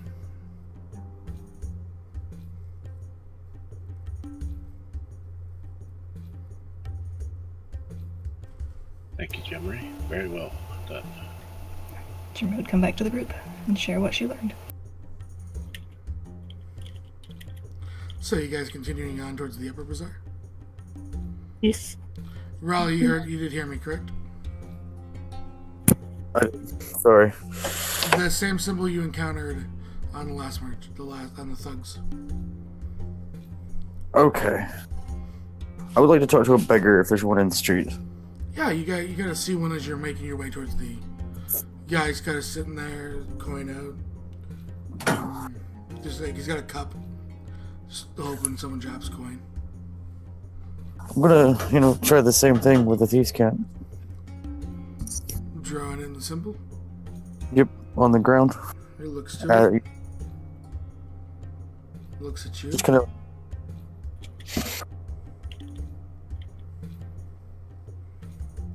Just anything. Looks towards his cup. Seemingly empty. She'll pull one of the last of her 50 platinum pieces and stick it in the cup. What does your Steve's cat say? It's just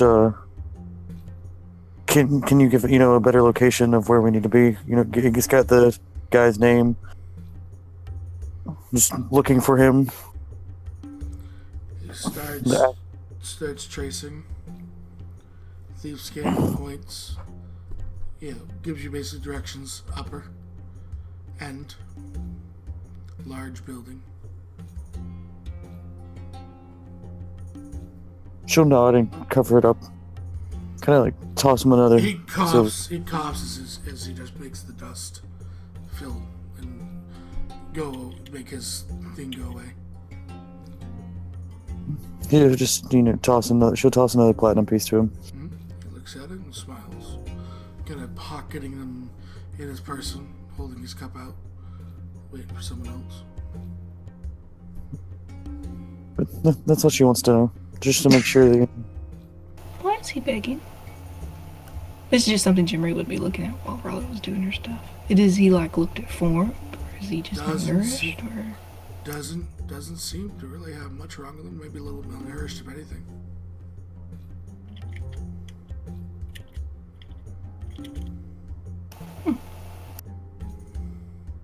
I'm also going to hand him a rations pack. He eats it.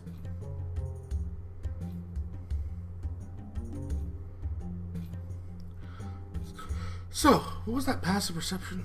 Who's got the highest one? I have a 24. Yeah. I have a 21. 24 is the highest. Mine's 12.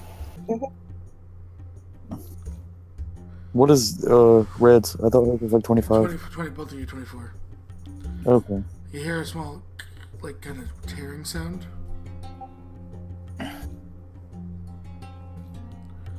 Raleigh, you look. There's a halfling that just cut Red's bag open, grabs whatever falls out, and darts down the city street. Chasing it down. Oh, Okay, give me an athletics check. there's one thing I forgot. The funny thing is, And your Aaron party's doesn't not- have much. I know, but heard your words. Oh god. Yeah, you try and you just realize that one, your party sees you dart up but can't follow you through the people, and just alleyways is all you see. Did we notice something was taken? Yeah, Erin says it as it goes. What was It's taken? just too quick. Whatever she had in her backpack. That's what she She said. doesn't really have she barely brings up her Grady's gold. cloak. Grady's cloak is over her head and stuff. Yeah, whatever is in the bag, probably just odds and ends. All her gold is sent to the temple. Mm-hmm. Just Working nothing off of your value, comments. really. Nothing of value. That's what Yeah, Erin Because you said that they were going to end up being able to see things, so they ended up going to find out what you were hiding. Aurelia will make her way back after she can't find Let us go. or keep up with. Raleigh? Anything? She doesn't look happy. There's nothing. He's gone. Marion is disappointed that her bag broke. Yeah, your backpack's trash. You can sew it to fix it, but And she'll, currently your Oh, backpack is trash. yeah, she's sad. She'll make sure that it doesn't fall out. Anything else doesn't fall out. So, you guys make your way towards, you kind of see the gate, large metal, kind of portcullis styled gate, number of guards out. No one within like 50 feet. They seem to be having one person or one group come up at a time. You guys getting in line? There's only like a couple people in front of you. Yes. Okay. Yeah, it takes about 10 minutes. And your group's motion front. One of them kind of, all kind of dressed in this dark guard-like. What's your business? We wish to go and sample moths and maybe elephants up in the district up here. Supported by? Looks across.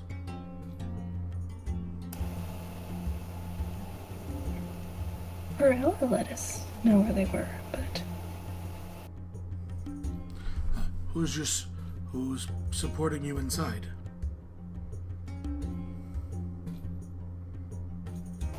Burning Phoenix Guild?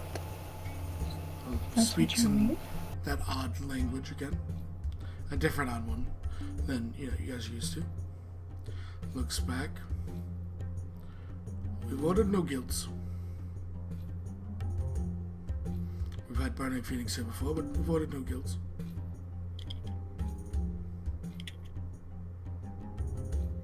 So you'll be paying then.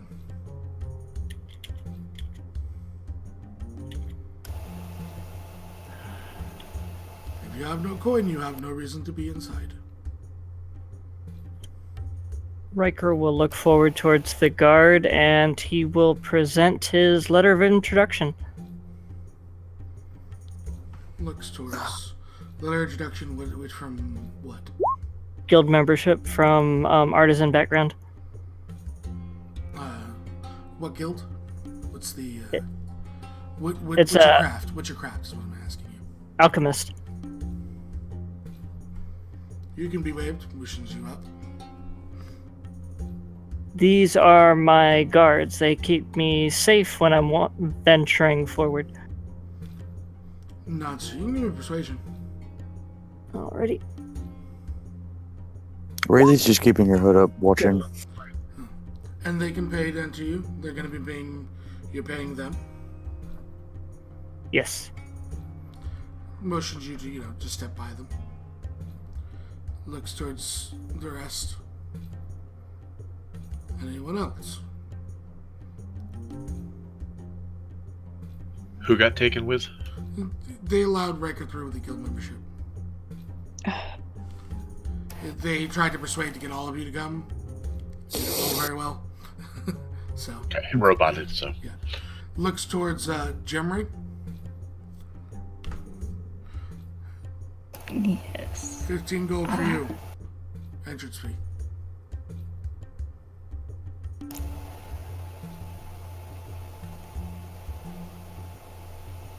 Should bet. Takes your gold, puts it in like a kind of a chest, lets you pass.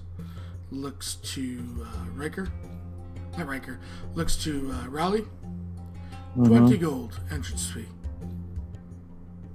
Really, flick him 2 platinum. Big spend. How much for the rest? How much for what? How much for the rest? Looks towards. She kinda looks gestures towards to- Aaron, the snake. Can probably before Jimmy went through, could she ask that perhaps the rest of their crew be come in as well, so that they might sample the wares and see? As long as they pay their entrance fees. They're basically charging you per person. This was all mapped out before party was selected. Looks towards Arena. 20 gold. Raleigh, you paying that, you said? Yes. Okay, takes it. Puts it in. Oh, God. 100 gold for the tiefling. Nods and pays. I shouldn't have said what I said before. Takes it. Puts it in. Um, Onward. Thank you. I don't have. Oh no. No, they paid. No. Oh, they did? What you call it? Raleigh paid for you. Yes. Oh, Really paid. Erin is relieved. Yep, they kind of open this, portcullis, like a door in the portcullis, let you guys all in. Once you're in here, you kind of have more space to maneuver. Very nice, sort of bizarre, much more high quality stuff. It's not very long before you come towards your first area, and you see kind of a massive slave market. Current auctions going off for people. Are there dwarves? There's no dwarves on the block. You give me a perception. Just look in the crowd of buying. Yeah, I'd like to look too. You don't notice any dwarves. Is that what you're else looking for? No dwarves. However, generally because they're out and they're loud in general. Yeah. You do notice a pair of Duragar brothers that are speaking in Dwarvish. And they're discussing the current looks like from best you guys can get. I'll get to you here in a second, Raleigh. Bar wench or something. Elven lass, probably just an adult by their societal standards. By looks, but again, that's tough because she could be 300 and still look like that. But best you can guess. Raleigh, you notice obviously the two Duragar brothers who are being very loud. There is a female drow kind of sitting in a chair, awning. And Rainy, you'll get the same as Raleigh's getting. With a couple that seems to be discussing a few. You see a tiefling with both of their horns cut, and there's two kind of gold rings around them, and he's almost got sharpened teeth, and he's kind of he's the tiefling that makes all the people kind of racist against you. Like, he's the guy that clearly looks evil, right? Okay. Clearly up to no good. Like, even you will look disgusted at him, right? Like, he's that kind of tiefling. Oh yeah, that's evil. And then there's one other thing that you see. And this is all of you. You see one large red-skinned individual, buff, big, adorned with jewels, and this massive-looking blade. He is an Afriti. Oh.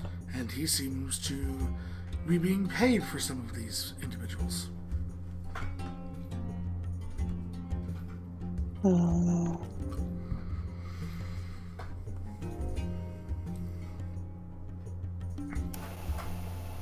Interesting. How much are they going for? This lass right now is going for 27 gold.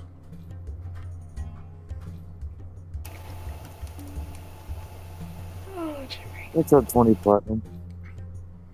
You take 20 platinum, Mm-hmm. walk up, and bid on her. Mm-hmm. Yep. Alright, so Raleigh walks onto the stone kind of slabs. As you do, the Afriti kind of looks and raises an eyebrow and smiles. You kind of glance that he can kind of pick up all the magical items you have and kind of go, okay, this person has some money. He looks pleased. He's selling. He's not buying. So, you're potentially a big fish. He's kind of intrigued at what you'll do to the market. He looks in common. Don't see many halflings buying property. Is there a place to sit? My feet are tired and I would like to, Motions and yells and Ignan. You see the slave come over immediately, kind of puts down a stool for you, a chair, and gets almost an awning, and do you require anything to drink? She just wave the people off. She just wanted the chair. Yes, as they turn away from you, you kind of see as they're not fully clothed, they're kind of they're in rags, dude. Hellish like whip marks across this person's back. Are we with Rayleigh, or is she alone? Aurelia stepped up. The rest of you are just standing off the slab, and he, basically once you step onto the stonework, he'll address you. Oh no, not going to step up there. He's seen all of you, but until you become a patron, he doesn't care. Okay. She's gonna wave them up, calling guards. All four of them. He looks and says, "You may join your master." Waves to the four of you. Steps forward warily. Jerry would like to see if we are anywhere close to where we're supposed to be for Yeah, this. you can see the large building at the end. It's maybe a quarter mile away. You're just, I mean, this is right inside. It's not very far from the gate. So it's no more than a quarter mile to his place. And, the bid comes out and 27 gold. Is that all you're willing to spend?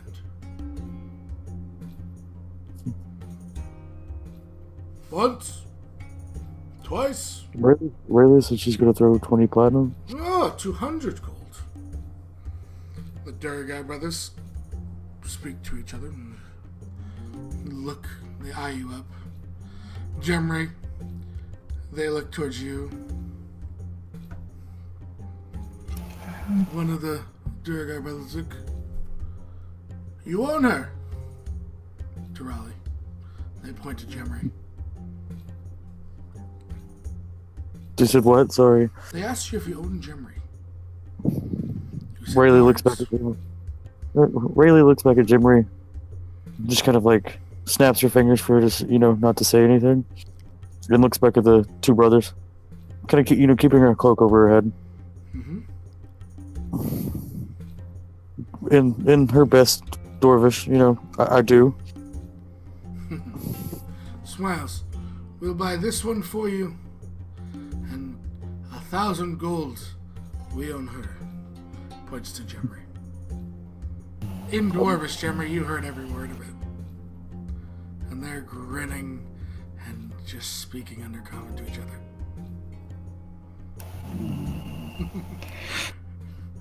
You're a slave. They don't have to be worried in their minds.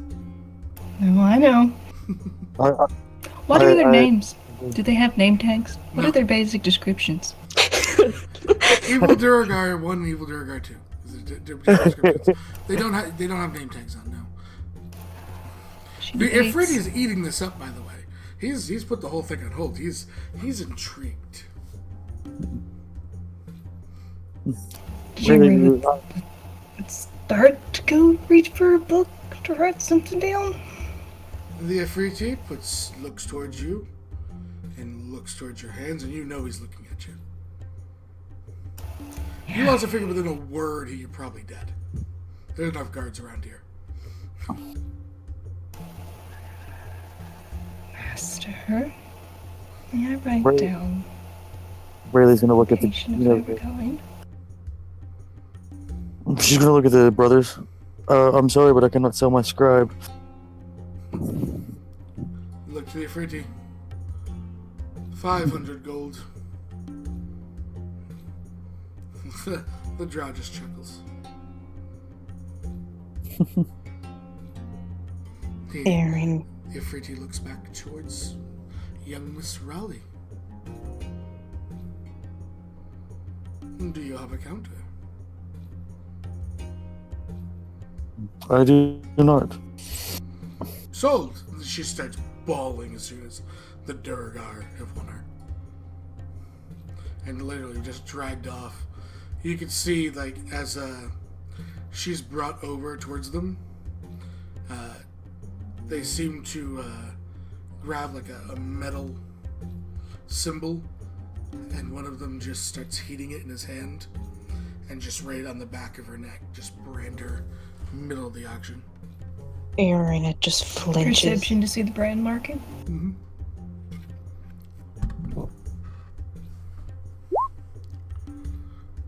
Hold on. Hold on. 12, 15, 14. There. 28. And really, you could describe it in detail. You don't know the significance of it. Riker, you guys see it, but you can't see enough details to be able to identify it. Definitely a specific, like, you see half of it, but it doesn't make sense without seeing the other half. When Irina tells you later, Gemry, this is one of Mordal's houses. Aaron. Oh, don't you say anything right now. We're doing this later. Gemry's just gritting her teeth. If you could hear her teeth grind, which most of you can with your perception checks, except for Bravo, you hear her teeth grinding. Truth or code. Aaron. Rayleigh and kind of, snap her fingers and look at the Ifriti. We have more shopping to do. We will be back. Oh, wait. You want to see this next one? Very rare. Very rare. She's intrigued. Aaron is just grimacing.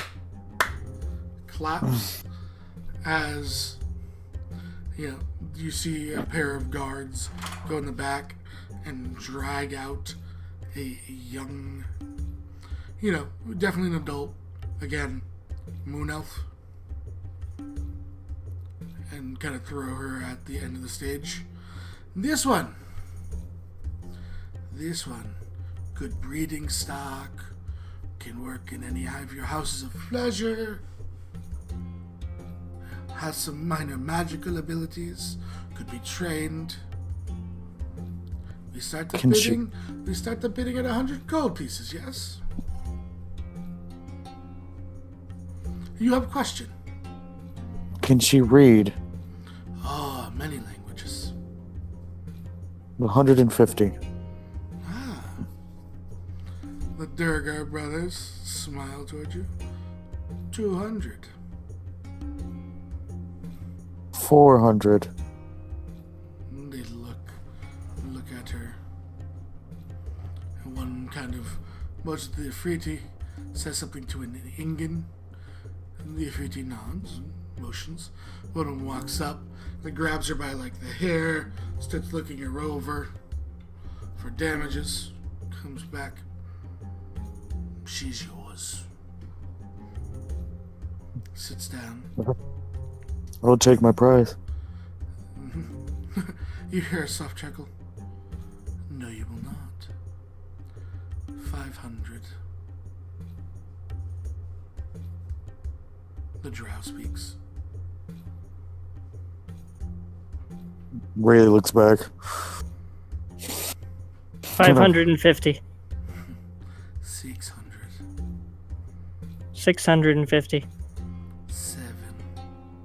She's staring at 800. Riker. And the Ifriti now has definitely noticed that one of your guards is speaking out of turn. And he's looking at you, Raleigh. You said 800 was your last, right? 850. 850. 900. And looks towards Really? Raleigh. Your guard has an awful deep pockets. Rayleigh's gonna stand and, as still trying to play out this act, she's gonna smack Riker and take his coin purse. Okay. Uh, Riker, how are you going to respond? Riker doesn't even have a regular coin purse on him. He has a tuck.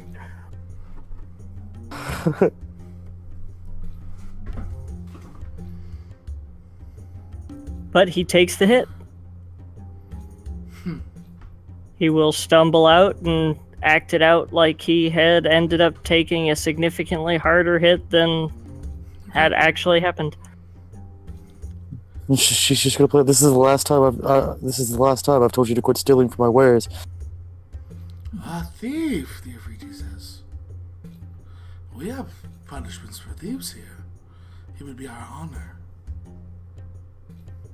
She shakes her head. This is mine to deal with. Very well. You have no counter? Not for 900. Looks across, no one says anything. They go to grab the drow just puts her hand up. Oh, no. She gets up from her thing, pulls the cloak over her head, grabs something from the table sitting next to her, walks up on stage, grabs the young moon elf by the hair, looks you dead in the eyes, Raleigh, and slits her throat in front of you, spilling the blood at the end of the stage, and letting her hair go down. I need to make a wisdom save. You see the So I don't- dagger at the end of the pommel of the dagger, massive symbol of Loth on it, and she goes, and she looks to you, and just says, "We don't allow our enemies to be slaves." That's really nice, actually. That's out of character. I'm sorry. Aaron is just. No, but right, even at your worst, you know that the people that you hate won't let you be a slave. Erin's hands are over her mouth, like She was a non-combatant. That's the thing. Oh. And she was bought from you guys, so you knew that she was about to get freedom. Yeah. About to get her freedom, and Raleigh stopped it. No, she wasn't. She wasn't. No, this drow was not letting anyone buy her. there was no way those Durgar were gonna win. Well, it'd be like if there's a drow up the Durgard, never let him. Oh, well, they would go. It'd be whoever's biggest pockets. Yeah. Though the drow would probably kill her on their own, just because. How dare you be captured? Yeah. I was just laughing because of the fact that that's the only reason that Riker ended up stopping. Mm-hmm. No, I know. Yeah, you wouldn't be able to convince this drow. Master, Sorry, buddy. it is. You wanted me to remind you if we got waylaid or distracted. The Afriti looks towards you and chuckles. It is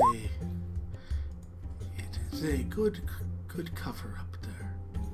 He smiles. Because you almost just said waylaid, like, almost accidentally just insulted his His place of business. Yeah, almost Yeah. just things. And, As though his auction was unimportant. yeah, It's Erin. okay. She looks up and the drow kind of stands up and just, Genuf, the glamorous, would you please dissolve of my trash? And he nods and lifts a finger. And Gemry, you can get this free arcana because you've seen the spell cast before. He immolates her body, turning it to ash. And she pays him happily and sits down and chuckles to herself. Riker just recently saw that spell being used by the drow that was inside of the So you would inn. know, yep.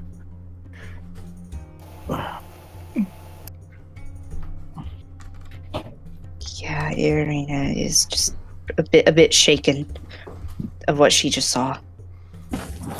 Out of all the things she's seen, Yeah, this is what shakes her. Well, it's the suddenness of it too. It's supposed to.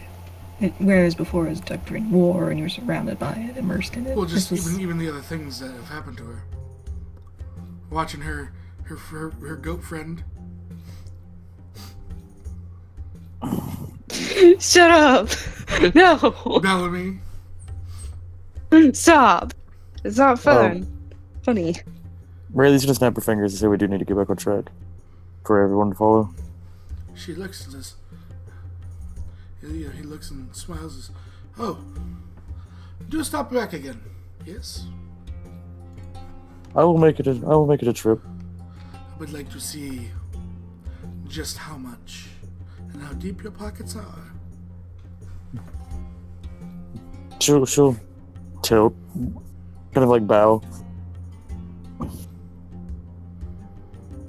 Yeah, as we. they start to drag out the next person as you guys disembark.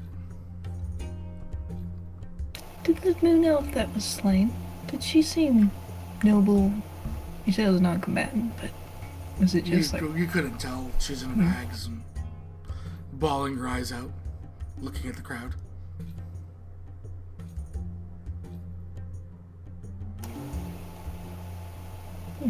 You would assume for that low of a gold price, probably not no one of his certificates. They would have. Oh, if it was a noble slave, they would have touted that shit. Lineage, etc. Yeah, they definitely would have. Something special.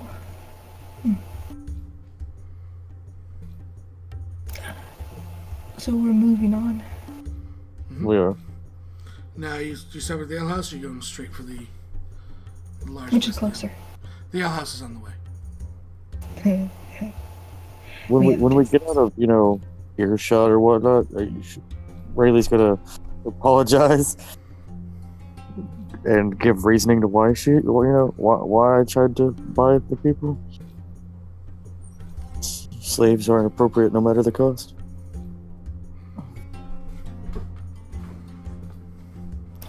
kitten wants to play fetch. Arena's still a little shaken. We were told about this before we even came here, though. We can't free them all. No, but I can attempt to. I don't know a prize. I mean, we might have a chance. She mutters to herself in Dwarven. I'm sorry. The ale house, right? You do need to give me one last perception check there. I guess Raleigh, since you speak Dwarvish as well. Jemry and Raleigh, as you're leaving the air shot. I probably should have said that. Raleigh, Mm-hmm. you hear the Durgar brothers laugh and says, "Looks like we will have a dwarf today."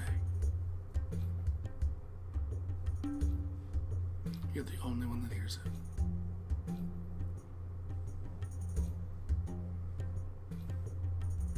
Gotta start keeping extra watch. They're not referring to you. It's the next person probably being Right dragged on the out. block. Mm. I rolled 15 of them, by the way, I'm in gonna. case you were here for a while. Yeah. I wanted to be.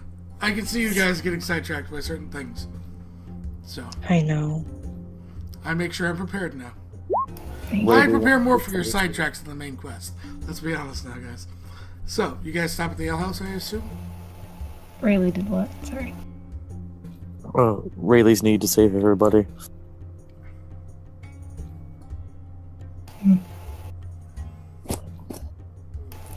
To the ale house. When we go in, does it assume? I assume we're being tracked, but did I? No, for the most part, you're not being, doesn't seem like being tracked at all. Up here. You just have guards. Before we get to I know there's lots of close people, but I think up here, but she would whisper to them, "Should we keep up appearances? Should we keep up appearances, Master?" She asked Relic. I'm really gonna look around. Is there any? Just gonna roll. Shit. Doesn't seem to be anyone more or less paying attention to you. The guards are obviously looking at you. You guys are new faces in the crowds. Oh yeah. You're gonna catch more guard glances than anything. She's gonna shake her head. And, it's all right. You're not to hold up as long as we're not over there. You are a good, eighth of a mile away. At this point. Running far enough. Okay. So Jimmy would nod. I apologize. I have a strange disposition where I'd like to save everybody. It's just kind of like, It's nothing What was to be that? ashamed of. There's been many heroes. They usually buy the most drinks. she pulls out her empty pocket.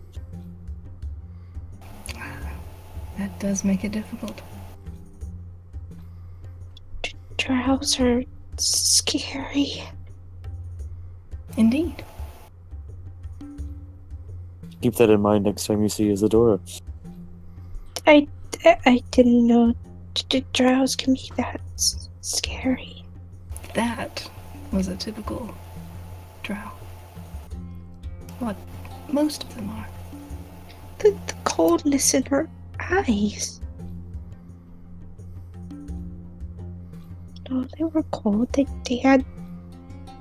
There was almost a sick They pleasure. had amusement. Yeah. She hugs Niski. Niski squeezes back on you gently to reassure you.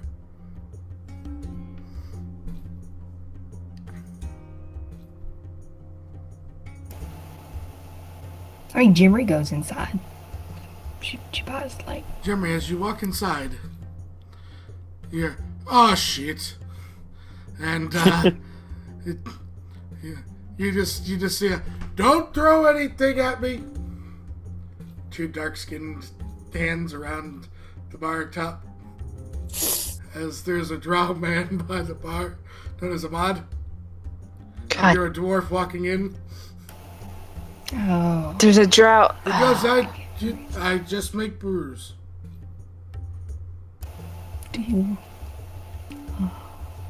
And here I am, such. You figure that like he's had dwarves come in here expecting not a drow, and he's probably been pelted by enough things at this point where like this is just reactionary. No, that's smart. That's smart. Jimmy will sigh. So I hear you make a dwarven brew. It's not as good as dwarven brew. Some people say it's better. Your culture provides a very fine ale. Uh-oh, there's a rock in the chat. Oh God, no. He kind of, comes out and you see, like, he's pretty scarred up, Gemry. He's had not lived a good life. Dwarven male, you know enough about societies, they are second-class citizens in theirs. He goes, as simple as I look at this, you are a customer, I see the yellow that's on your coin. I have no need for old hostilities. As far as you can see. Yeah. Jimmy hesitates a moment, then she gives a slow nod. Are we all in there with her? If you all want to come in, yeah, you can. Yeah, I can't It's up stop to you. Biker would have accompanied her. Yeah, He it, sees a Bravo enter, I think. Oh, that was Raleigh. He looks towards Raleigh and smiles. I would go in last. Okay. Area would just be like, drow. He sighs and just looks down. Yes, I'm aware of my races. Are there a bunch of people in here? Not really, it's pretty quiet. It's not like a full-fledged bar. It's an ale house. He literally sells bulk ale. He does samplings and sells bulk ale. It's not like a whole big bar. You kind of get that he wants a quiet existence. You can tell that much from his demeanor at this point.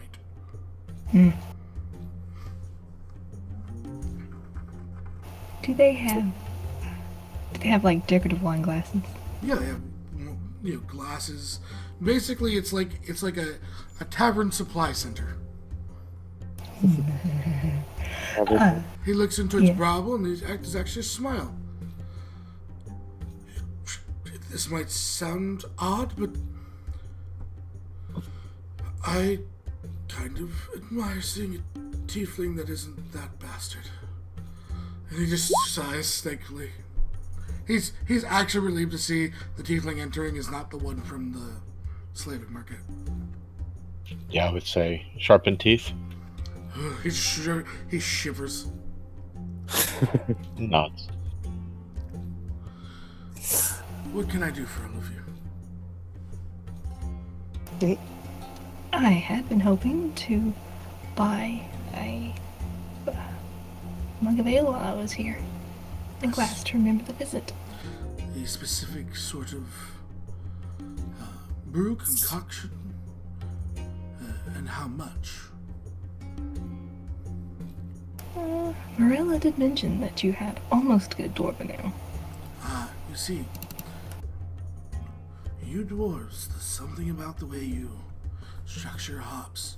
No one can can come close, except to the untrained. He smiles. Palate.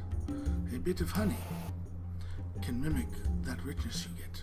And he kind of takes a, kind of goes over to one of like the large barrels, opens it, pours a full mug, and then a shot glass. He takes a shot glass and hands it to you. I've dealt with dwarves. And he puts it out there. This way, it's not poisoned. He's already accustomed to this. She takes it. No, it's not a full-size mug, but he pours one for everyone and kind of slides them, plays them out. Irina would politely refuse. You don't do alcohol. I've never tried alcohol before. He takes it with you. This is not the place to have your first experience. He puts it down, walks over to another cask, double checks the label, pours something, and he goes, "Here. It's more honey. No alcohol." Smiles. Thank you. It's very sweet. It's like a good it's almost like a southern sweet tea. High five. I was like, yeah, it is. It does do really good work. It's not a dwarven ale, and you can see where the similarities to like a human would come in, but to a dwarf, it's a completely different taste, and it's very good. Excellent. Your praise was 2 hours, Monk. So.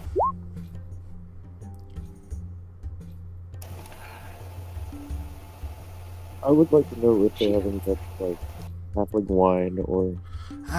Halfling wine. Yes, we do have similar, and he kind of makes down and kind of cracks open a barrel and gets a glass for everyone again, except Irina. He gets 4 because again alcohol. It's really good for all his taste buds. And he goes, we can do full casks, everything. A mug. And he kind of looks up and goes, where do you happen to hail from? My apologies, your name? Looking towards Jemry. Jimry. Jemry. Where do you happen to hail from, Jemry? You broke up for me. Where do you happen to hail? He has no clue where you're from. Thorlador. You're not from here. No. He goes over and finds this kind of dwarven-sized keg, like the big stout, like think of it Oktoberfest, those massive kind of sterns or whatever, and puts one down, and you see it's all completely made out of rock. He goes, carved from the stone of Mount Glug, volcanic rock. It's beautifully carved. How much? For the mug, 20 gold. It is rare nowadays. Ifritis. Ifriti? Is that what you said? Mm-hmm. Say what you said again. It's a rare novelty mug from Ifritis? No, it's carved from volcanic rock of Mount Glug. He says it's rare nowadays because of Ifritis. Oh. Is that the problem with the raids that we've heard before? Yes, slavers. They take whoever. They don't sell them here. I don't know what they do. But they, more and more, people go missing. Well, that's certainly a problem. For some, I imagine. She'll take the mug, and pay the man. Mm-hmm. What was it, 20 gold? Yeah, he thanks you very much for it. Yeah. You do good business. He smiles. Be a drow in the desert. You don't do good business, you dead. He smiles.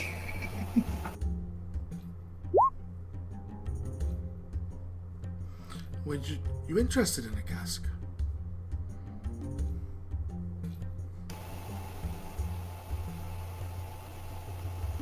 Yes. You own an establishment? I do. You can kind of tell that he's trying to see if you're bullshitting him or not. He smiles and says, make you a deal in good faith. Oh? 50 gold for a trial cask. It sells well. Everything else for 100. We can supply as much as you need. So Germany knows, thinking about this statistically, if it doesn't sell well, she's not spending a lot for a cask. If it sells well, he's making, there's a little bit of inflation probably in the overall cask, like 1 or 2%.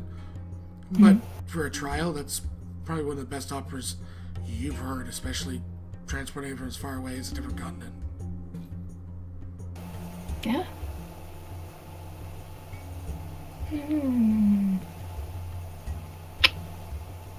She'd take it. He kind of puts down some paperwork for you, so like right where it's going to go to, and he goes, and we keep the secret of who brews it, racially, aside. Right, yes? Don't want to hurt your business. He smiles. She thinks a moment. She nods. Yeah. It I says wouldn't they'll have him, it's sent, it's part of the thing. You realize that he's probably got a good racket going here if he can afford to sell it that cheap. Yeah. And cover transportation. He's getting his materials really cheaply. Oh yeah, he must. Would that be something she could figure out what it was from? Probably not at this interaction. Maybe down the line when there's been some trust built. But as much as you distrust him, there's some of the same, but this is business, this is gold. Just business. Right. Can you... Can it be there within 2 days? Thank you very much. She read the entire contract. Yeah, it's basically what he said. You know? The first one's a trial cask. If it sells well, you can renew. At 100, you just need to give 2 days notice for him to have a cask ready. It's really good for cross-continent. Yeah. She'd look back to everybody else. Do you want anything else, or? Thank you. No. I didn't know you owned your own place. Yes. It's called the Spelling Error. In Thor's-a-Door. Mm-hmm. It is indeed. I'll have to visit it. I look forward to seeing you all there. And he looks to Raina. You wouldn't be the first person we've had drink. It's never drunk before. Oh, who? There was this halfling, Zuri. She's also a guild member here. Wasn't it Kieran's first time too? And Kieran. No, it was Okay. Kieran's No, Kieran first just got time wasted. drinking there. Yeah, Kieran just got wasted. Yeah, she did. While good. we're in the building, I want to double check, make sure everybody has their purses and the bags of holding. Ridley's too busy enjoying this wine. That's really good. It's been a while. She probably has them on and I guess head to the next one. Head to... Right before we leave, it just occurred to me, how are we getting back? The teleportation circle's up here. Oh, okay. Oh, okay. Oh no, we would have to tell the guild. Not We are already secured the teleportation circle for the guild. Okay, good. Yeah, that's all. That's You're gonna have to bounce the guild and back to Griffin, but yeah. Yeah. It's fun. They We can will do that. transport you right to Stonereach, that won't happen. Yeah. Especially since we're supposed to be keeping, like, OOC are involved in the secret, right? So Yep. that wouldn't be smart. So, you guys exit? Yep. Okay. As you guys exit and take your right away from the slave markets and towards this large building, you can see it's very lush, big fountain. There's just some grass out front, a couple trees. You see a number of look to be private guard, and kind of people coming in and out of the big, large steps leading up to this last kind of big building. And the guards look towards you. Don't stop you. Just open business.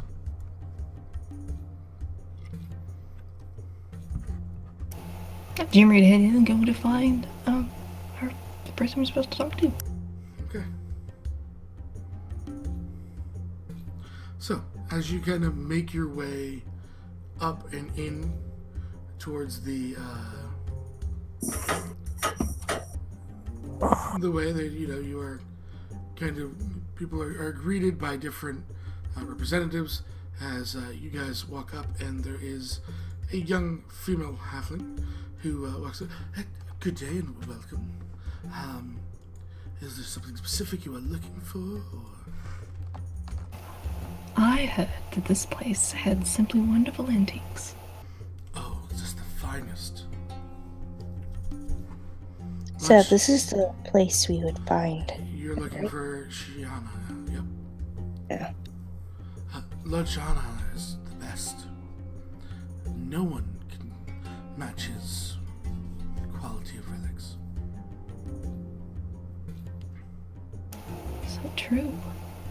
I heard from Marilla down below when we were shopping that he had an eye for the antiquities. The lady of the claw. Yes, she's quite a good customer.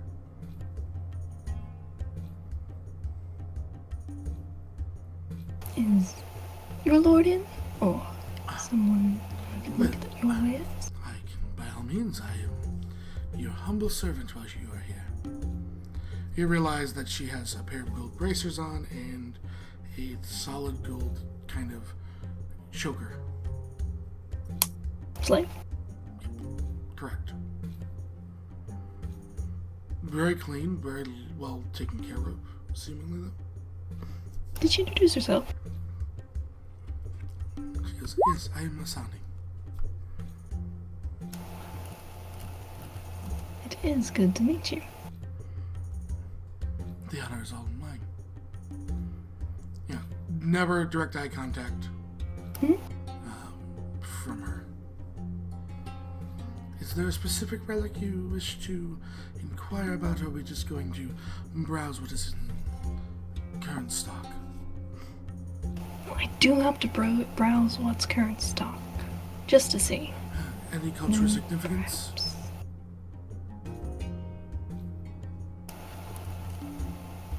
Second era, I believe. She almost looks up towards you, but keeps her eyes very low in her skull. And then, you hear about the centerpiece. Perhaps.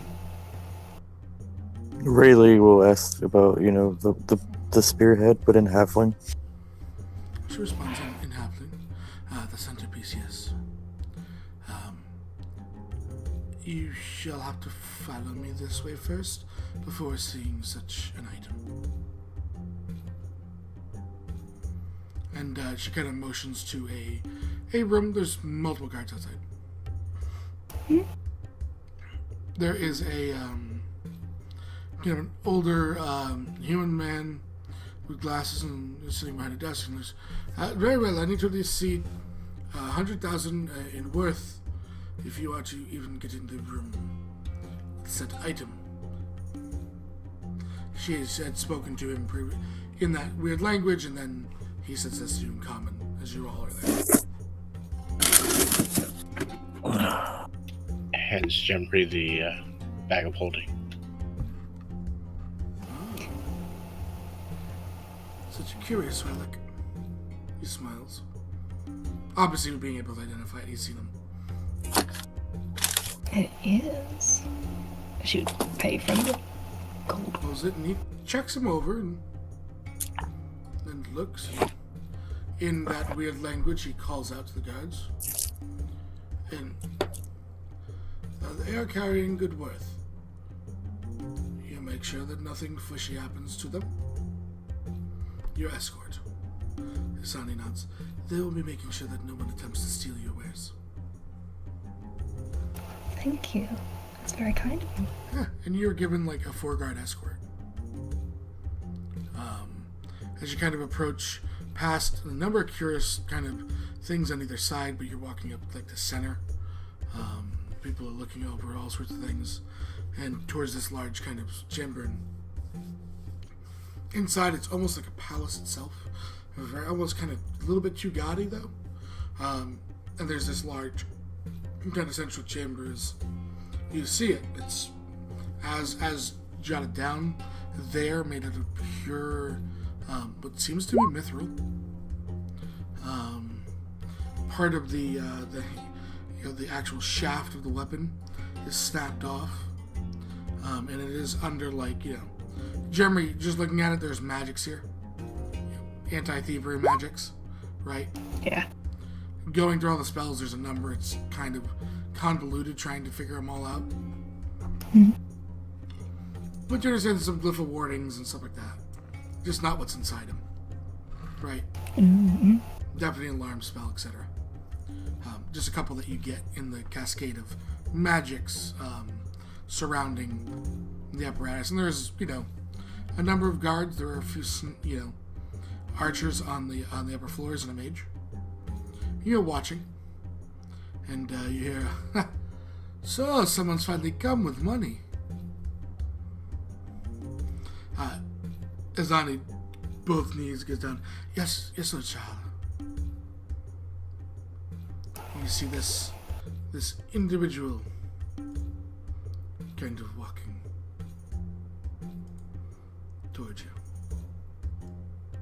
It's not every day you hear word of such a relic. Yes. It's a very good find. Where did you find it? Oh, it's just north of the Golden Sands. It pays, it would seem, to send people to explore the wilds. Great risk, but great rewards, then. Yes indeed. But see, I have questions. I mean, he looks to and like, your platinum, not your gold, speaks volumes to your interests. However, you, Point Serena, you seem Yedrian to me. But the rest of you, no ties to such a relic.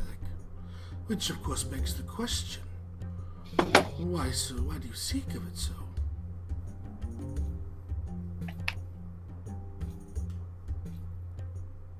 Wouldn't you look at this? A piece of shard of history, of something that had come before. That's craftsmanship way, and that's mithril unless I mistake my maker's mark. Made from long ago. Oh yes, Second Terra. Obviously, the Holy Dragoon's Pierce, the weapon who killed Tiamat. To own such a piece. Just imagine. And where do you hail from, Miss Dwarf? Jimry. Jimmy. And your last name, dear? Spindle at the moment. Miss Spindle. Or Lady Spindle, maybe more perhaps, based on wealth. And the rest of you? Oh, yes. Bravo Borlai. He smiles. The tiefling. Your kin is about nasty individual. Do not get on his bad side. He holds a grudge. Not. Looks to Raleigh. My name's Rayleigh. No last name, just... Yes. And, you... The, motions towards Riker. The gunslinger, it looks. Riker Carcelian of the Jade Empire. Far east, is it not? It is indeed. Battles with demons, if I'm not mistaken. That we do. You see, none of the four of you are slaves. Motioning to everyone but Raleigh. He chuckles. A risky con to play on our Friti. He smiles. But a wise one. And he chuckles. Kind of motioning as a pair of slaves kind of bring him a place to sit. And he sits down and kind of looks to you. So you don't answer my question. Other than a shot of history, why this one? We have many ones. You could buy plenty with the gold you bring me. Interested in those as well. If we have time. But this, you called it a centerpiece. I think it would look simply stunning. It would, wouldn't it? Now, there I do should say that there's a prince that is very much interested. Oh? Yes, of Somal. Competition then. Of Is he here? course. Oh, simply needs to be told he can come, and in an instant he would be here. Now, granted, there'd be many here who'd want him dead, but you know, business is business sometimes. Sometimes. Miss Lady Spindle, may I ask, where are you from? I'm from Thorlidor. Do you reside here? I do. For a very long time. He smiles, he goes, so you might want this in case Moriel came back again, huh? Can't be Yes, losing a city indeed. a second time. No sense in that. I have a profitable business there. I'd rather not lose it to some dragon. Oh no, you wouldn't have to choose a dragon. I mean, there'll be plenty like you. I mean, this might be the perfect time to buy it for you. You know, there's the Ambrosians. There's the survivors in the north. There's those in the desert. All wanting to vie for a peace to protect themselves. And what better peace? He'd killed her once. Perhaps I could do again. You never know. Ah, yes. Perhaps. Still need a great hero.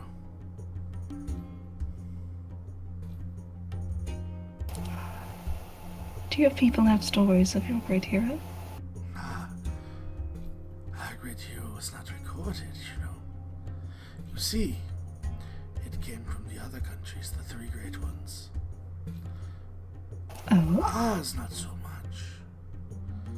Then again, ours, not so loyal.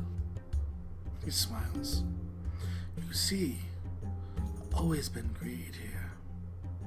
And where there's greed, there's deception. He smiles. So I blame not history for not remembering them. And he's being pretty honest with you about how at least he views the history. So then, shall you make an offer?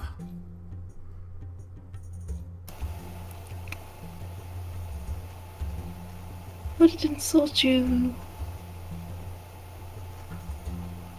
5,000 gold. How much?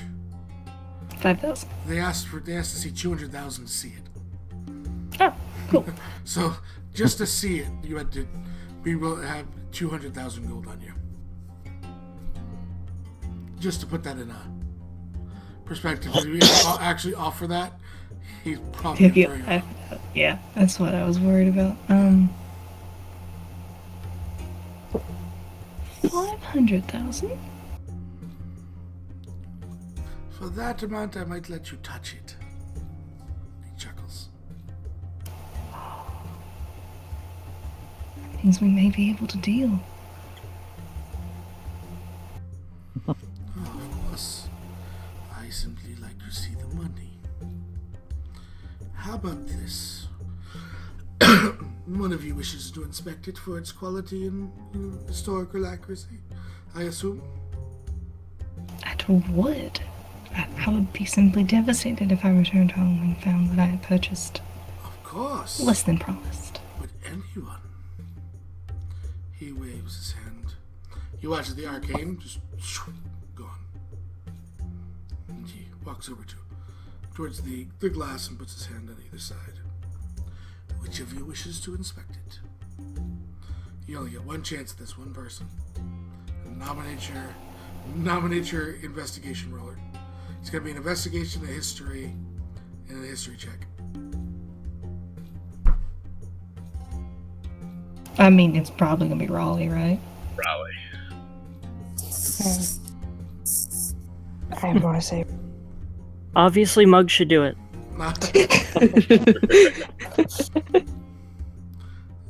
So, investigation. So, Azani, get your kin a stool. And she rushes him, puts down like a step stool. As you get to it, he lifts this large, heavy glass just up with his fingertips so that you can kind of see it. Now, on your passive perception alone, every single person right now is ready in case you try and steal it. Just so you know. Raleigh kind of gets that. She has a high enough passive perception to go, alright, they are definitely ready for me if I was to steal it and try and run it. So, yes, let's do this. Come on. Wow. And history. Oh my god. Okay. Everything that you've been looking for, everything that you've read, every description of it, down to details. Give me an intelligence check too, please.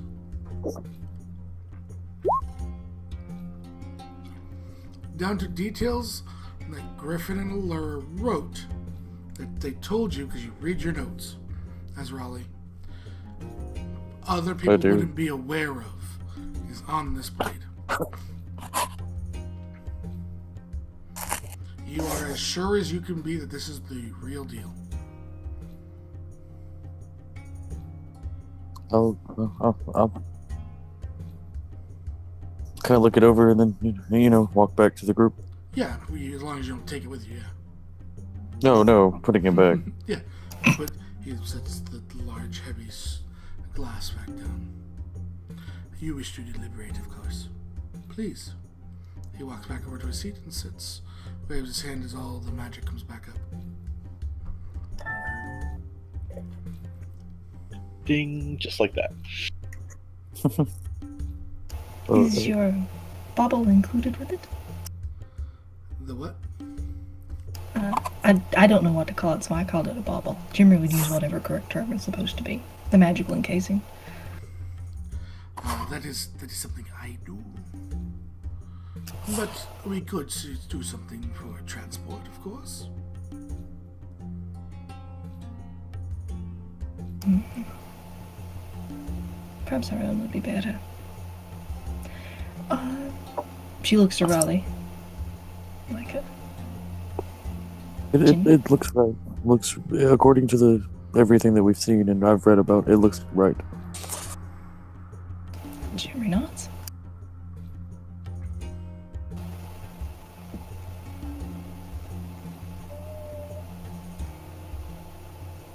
One.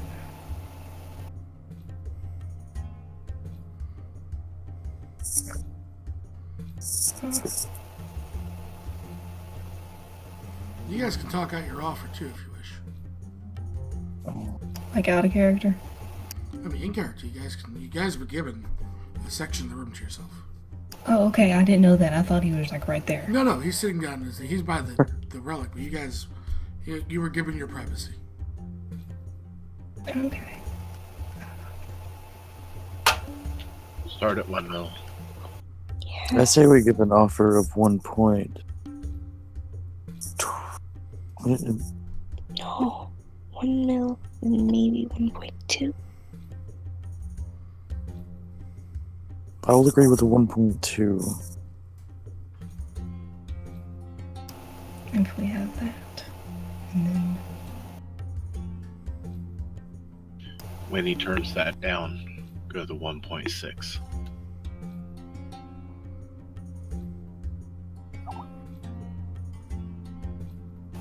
Jimmy would nod.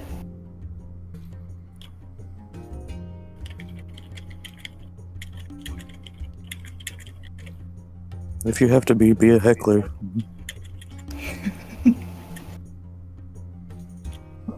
I will try. So you approach Shimmer? Yes. Ah, Lady Spindle. Up the door. You come with the offer, yes? 1 million. 1 million gold pieces for the spear that killed Tiamat. Now you see here's the problem. This item killed a god. I simply was going to buy a harp blessed by a god for 1 million. Are you? Must have been a very nice harp. Ah, yes. He looks towards you. You would know it well. Pointing to Brown. The harp Millie. Very exquisite relic. Would have Really? gone. Would have been put on great display. Inciting. Mm-hmm.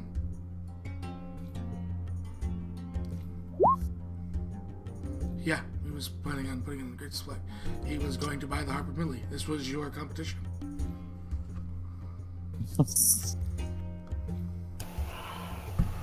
Well, 1.6 for a harp blessed by God. 1.60. I like those numbers. How about 1.75?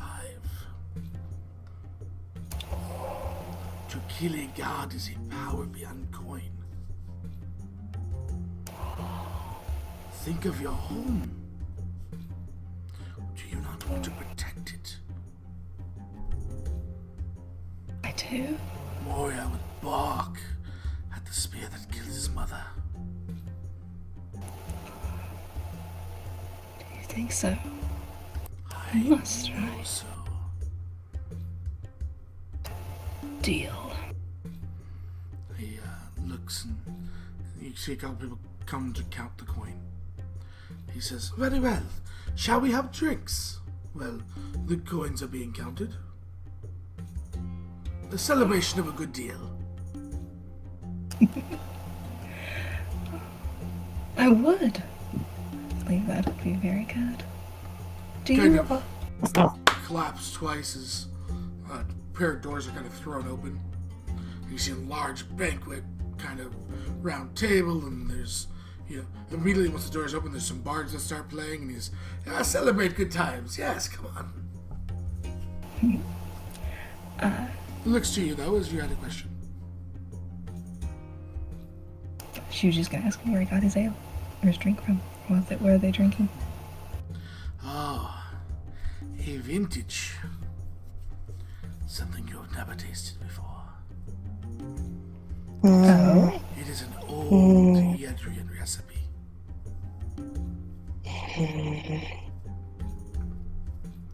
And he motions in, and large jugs. He's got this stupidly gaudy, kind of chalice. And he points. He goes, "Dragon ale, Yedrian specialty." Starts drinking it. It's poured in front of all of you. It is dragon ale. It is a Yedrian specialty.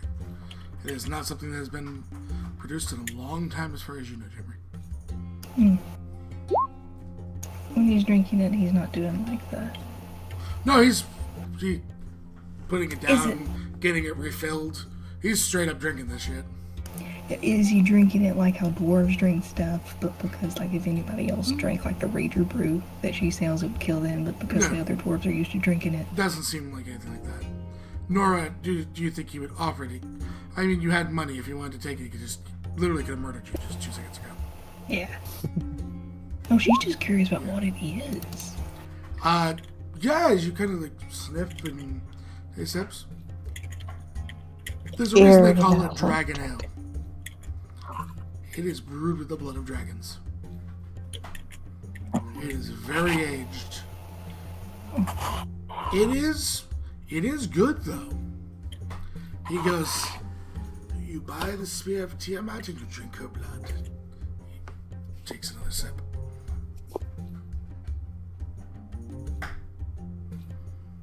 Takes a sip. Once Very interesting. again, Irina won't drink. He looks towards you. Don't worry, child. It's okay. You do not dishonor me.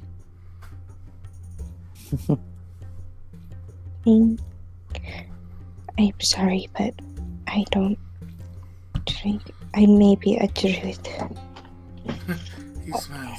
I know where you're from now. Zulan. He smiles. Do you know history about your country?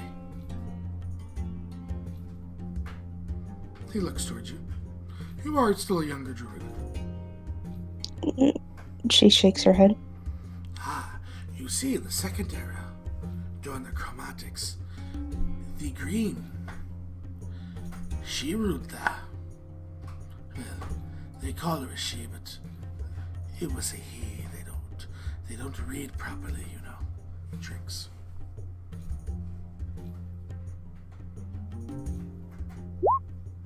Oh, As far as you know, he's either telling a story or, you know, he at least believes it. He also has acted like he's the smartest person in the room the entire time. So this is nothing new. I want to counteract his smartness with me being a smart ass. was there any rumors where that he came from? Like, You mean recited? where you mean where he was put down? Yes. Yeah. Ah, you see, everyone had a fight when she fell, except the green. It's almost like the sands picked him up and took him away. I want to inspect the weapon again. It's in the other room. That's fine. Technically, you guys own it now, so he doesn't care. If you say I'd like to just go check it again, he goes, by all means, you own it. Enjoy it. We would love it. I will. So same 3 rolls. Yep. When he said that they will, the sands covered him up, does he mean like he vanished? It's like, yeah, it seems like something that they would use, kind of like a cultural. You get the same rating basically with those results. It seems like just like a cultural thing they would say, because of how sandstorms can literally erase history. Oh yeah. Spooky. Ah, what is spooky is the blue ones in the desert. They'll eat you up, electrify you, leave you paralyzed, while they feast on your flesh. I am not a fan of dragons. He is not a time to be alive then, is it now? He sips.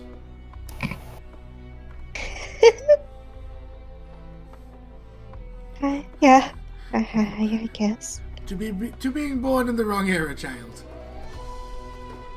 I think Toast. that, every era has something major going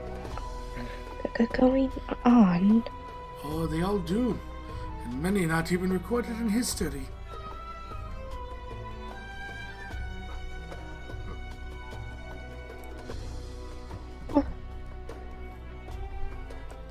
That's so sad. Isn't it? If only one could be alive for all those years.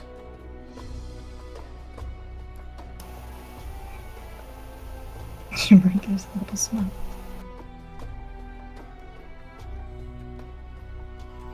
One of the men come in and nudge him. Ah, your coin has been counted.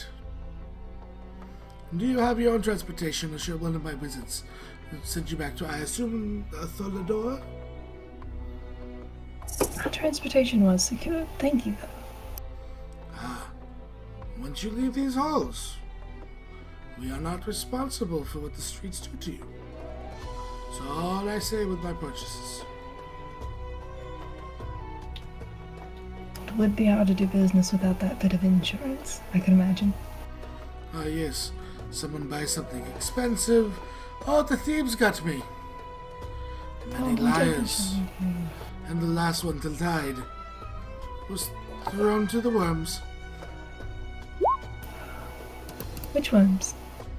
The purple ones below the city. Oh, oh, There's a reason for the bridges. oh. How pretty. Do you often see them? Only when we throw them food. Arena visibly shudders.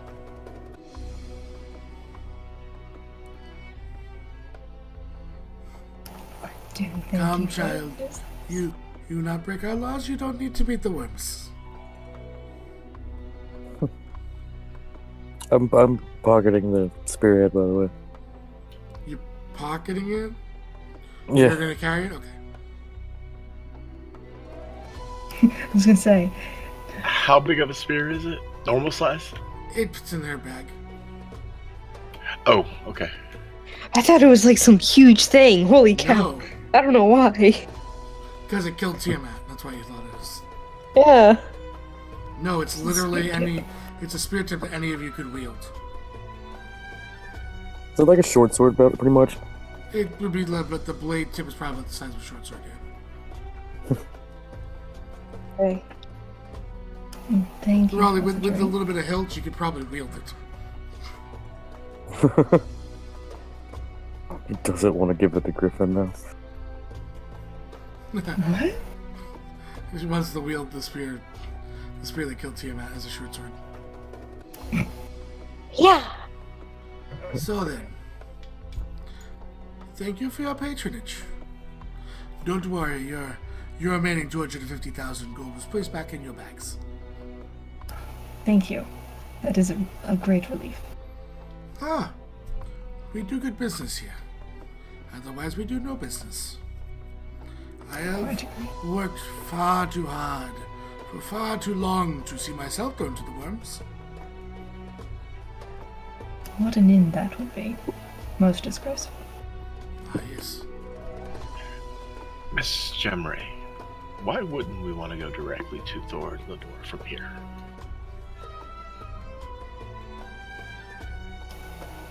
That's where we're going. She looks to you very confused. He means being teleported by one of his mages compared to walking through the streets to the teleportation Oh, circle. yeah, no, that's smart. Yeah. Let's do that. Ah, you see? I always knew you were a smart bunch. He looks. Come on in. They wish to return home. You see a mage. Again. Gold shackles. Gold choker. Coming. Where is home? Throw the door. He opens a book and starts turning pages. And holds it out. This is the current sickle, yes? She looks it over. Looks similar to what you step on a lot.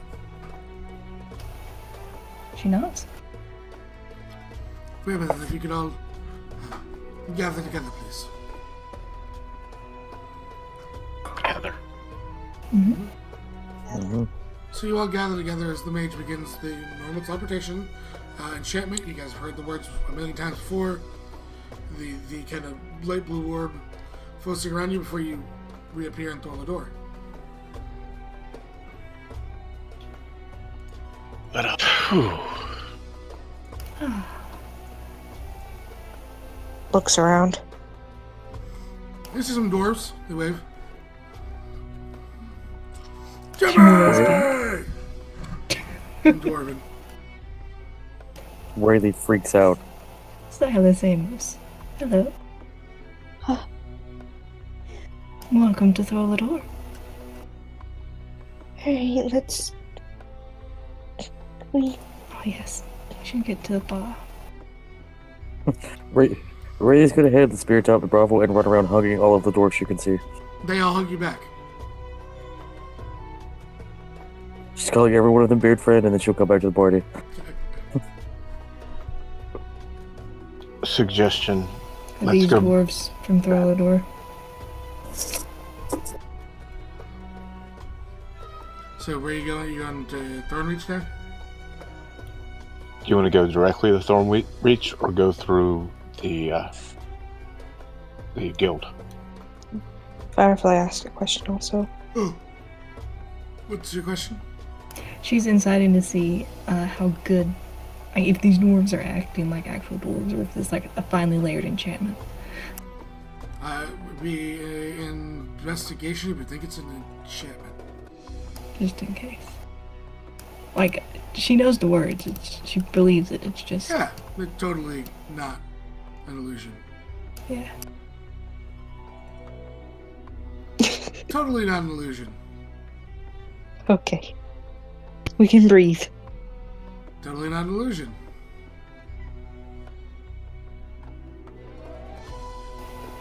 Do you think to the guild now? We do need to get paid. Well, All straight there. maybe we should. Before we actually no, before she would have said that, Jimmy would have asked for the sphere from Spear. Raleigh. Spear. Give it the problem. Looks to Raleigh. Gives it the gem ring. She wants to see if there's like an arcane eye on it or clairvoyance or something that's tracking it. Arcana?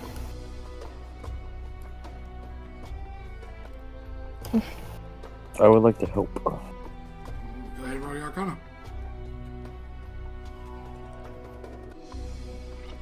Outside of the magical nature of the sphere itself. Now you got me saying sphere. Sorry. There is definitely some sort of location magic on this. God. The spell. How are you gonna get that off? Can she tell what kind or Raleigh did it? So You roll me another Arcana. I would like to use my my nat 20 from the 12 days of Sure. Patreon thing. Think of it, the best way I can describe this to you, Firefly, is that this is like a greater locate object spell.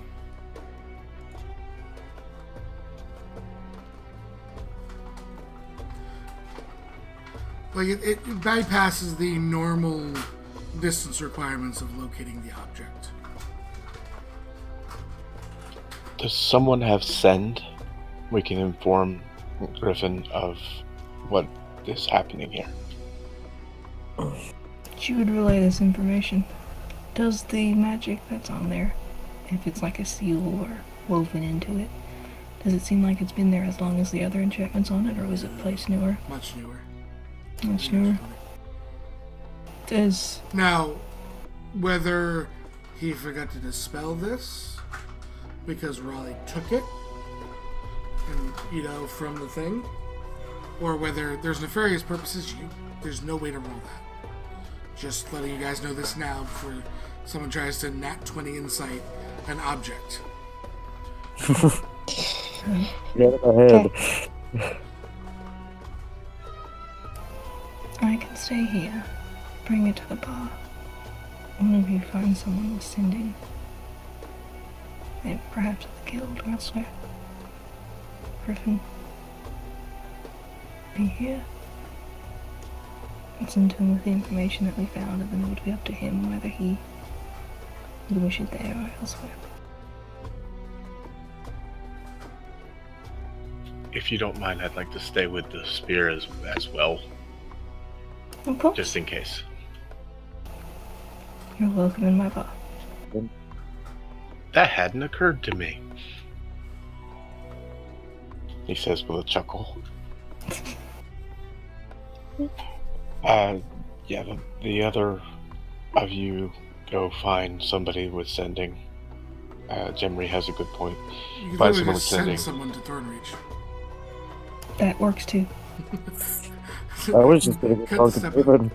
Griffin. We were like overthinking. Yeah. So you send Arena to Thornreach? Yep. Yep. Okay. Arena, you make your way towards the night. Bartender telling you, as you say, there's been a complication. He looks to an off-duty guard and points. Goes, you might be uncomfortable in all this, but it's the only way. Arena, you start climbing higher portions of Thornreach.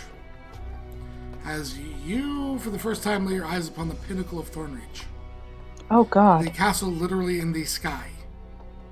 Oh God. And it's You just walk through me. this beautiful garden. Like it's almost as it's nicer than the one down there. And you are literally led into the palace of Thornreach. Oh God. As you are now mind you, you're standing with like a large group of soldiers because you are an adventurer. Before Yeah. Griffin comes down with Allura and looks towards you and goes, complications? Please tell me we're not at war. No, it's we got the spear. Spear, yes. Not for we were able to pay it for. What was it? 2.7. 1.75. Yeah, 1.7. Yeah, for 1. 1.75. It's at Thorlador because we found out there's a tracking spell of some sort Immediately looks on there. To Allura. Zoe, tell them to immediately get here. She rushes off to Zoe. Says, Jeremy, you get a sending. Get here now is basically the message. Okay. That you are relayed. Bravo, I was told to get here now. We're going. Let's go. Let's go.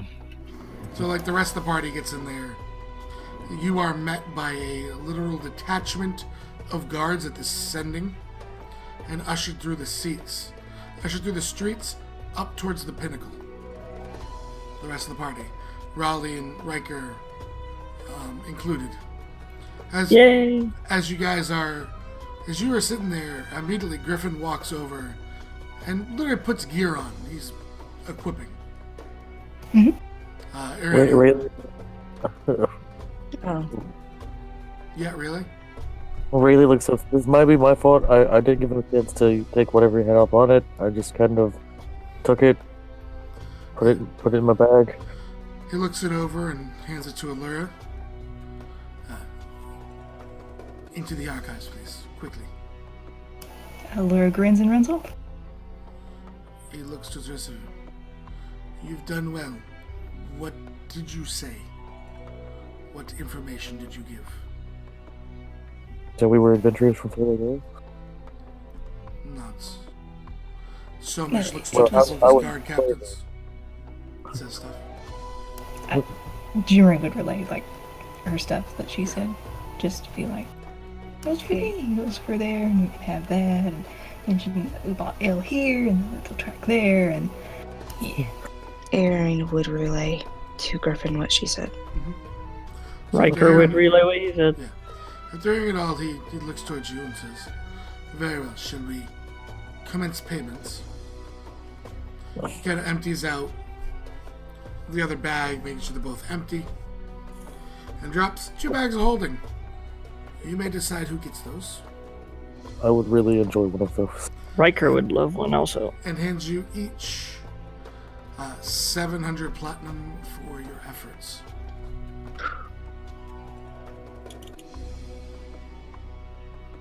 And he looks to Jemry and says, with all due respect, Miss Jemry, you are going to have some security. I'm going to send some of my men to watch your place for a time. Thank you. You brought it there. It has it. It will be dealt with properly here. But on the outside chance there is nefarious means. Rayleigh's gonna like dump her entire bag out before. I really need one of those bags. This is too heavy. So, I have one. we'll deal with this after. Pays you all. He thanks you greatly. And Aaron would have the money get sent to the Obai Temple. he nods. He informs you that during your exploits, there has already been a detachment sent to guard of his personal trusted people. Arena smiles. He says, by all means, put them to work. If they are not on watch, put them to work to help him. You have my authority. I will try. He looks over to you and, mind you, not had a ton of interaction with the two. Puts both of his hands on your shoulders and straightens you. Because you, in my mind, Erie is always a little hunched mouse-like. Yeah. Straightens you up and looks you in the eyes. You are Yedrian. We do not cower. Okay? There's a smile behind him, a warmth to it. He's like, you're strong. Our people are strong. And he smiles. And then takes his hands off and smiles to you. Okay. And he, at that point, that's where we'll actually say goodnight tonight. We beat 4 a.m. We beat it. We beat it. Yes, by 3 minutes.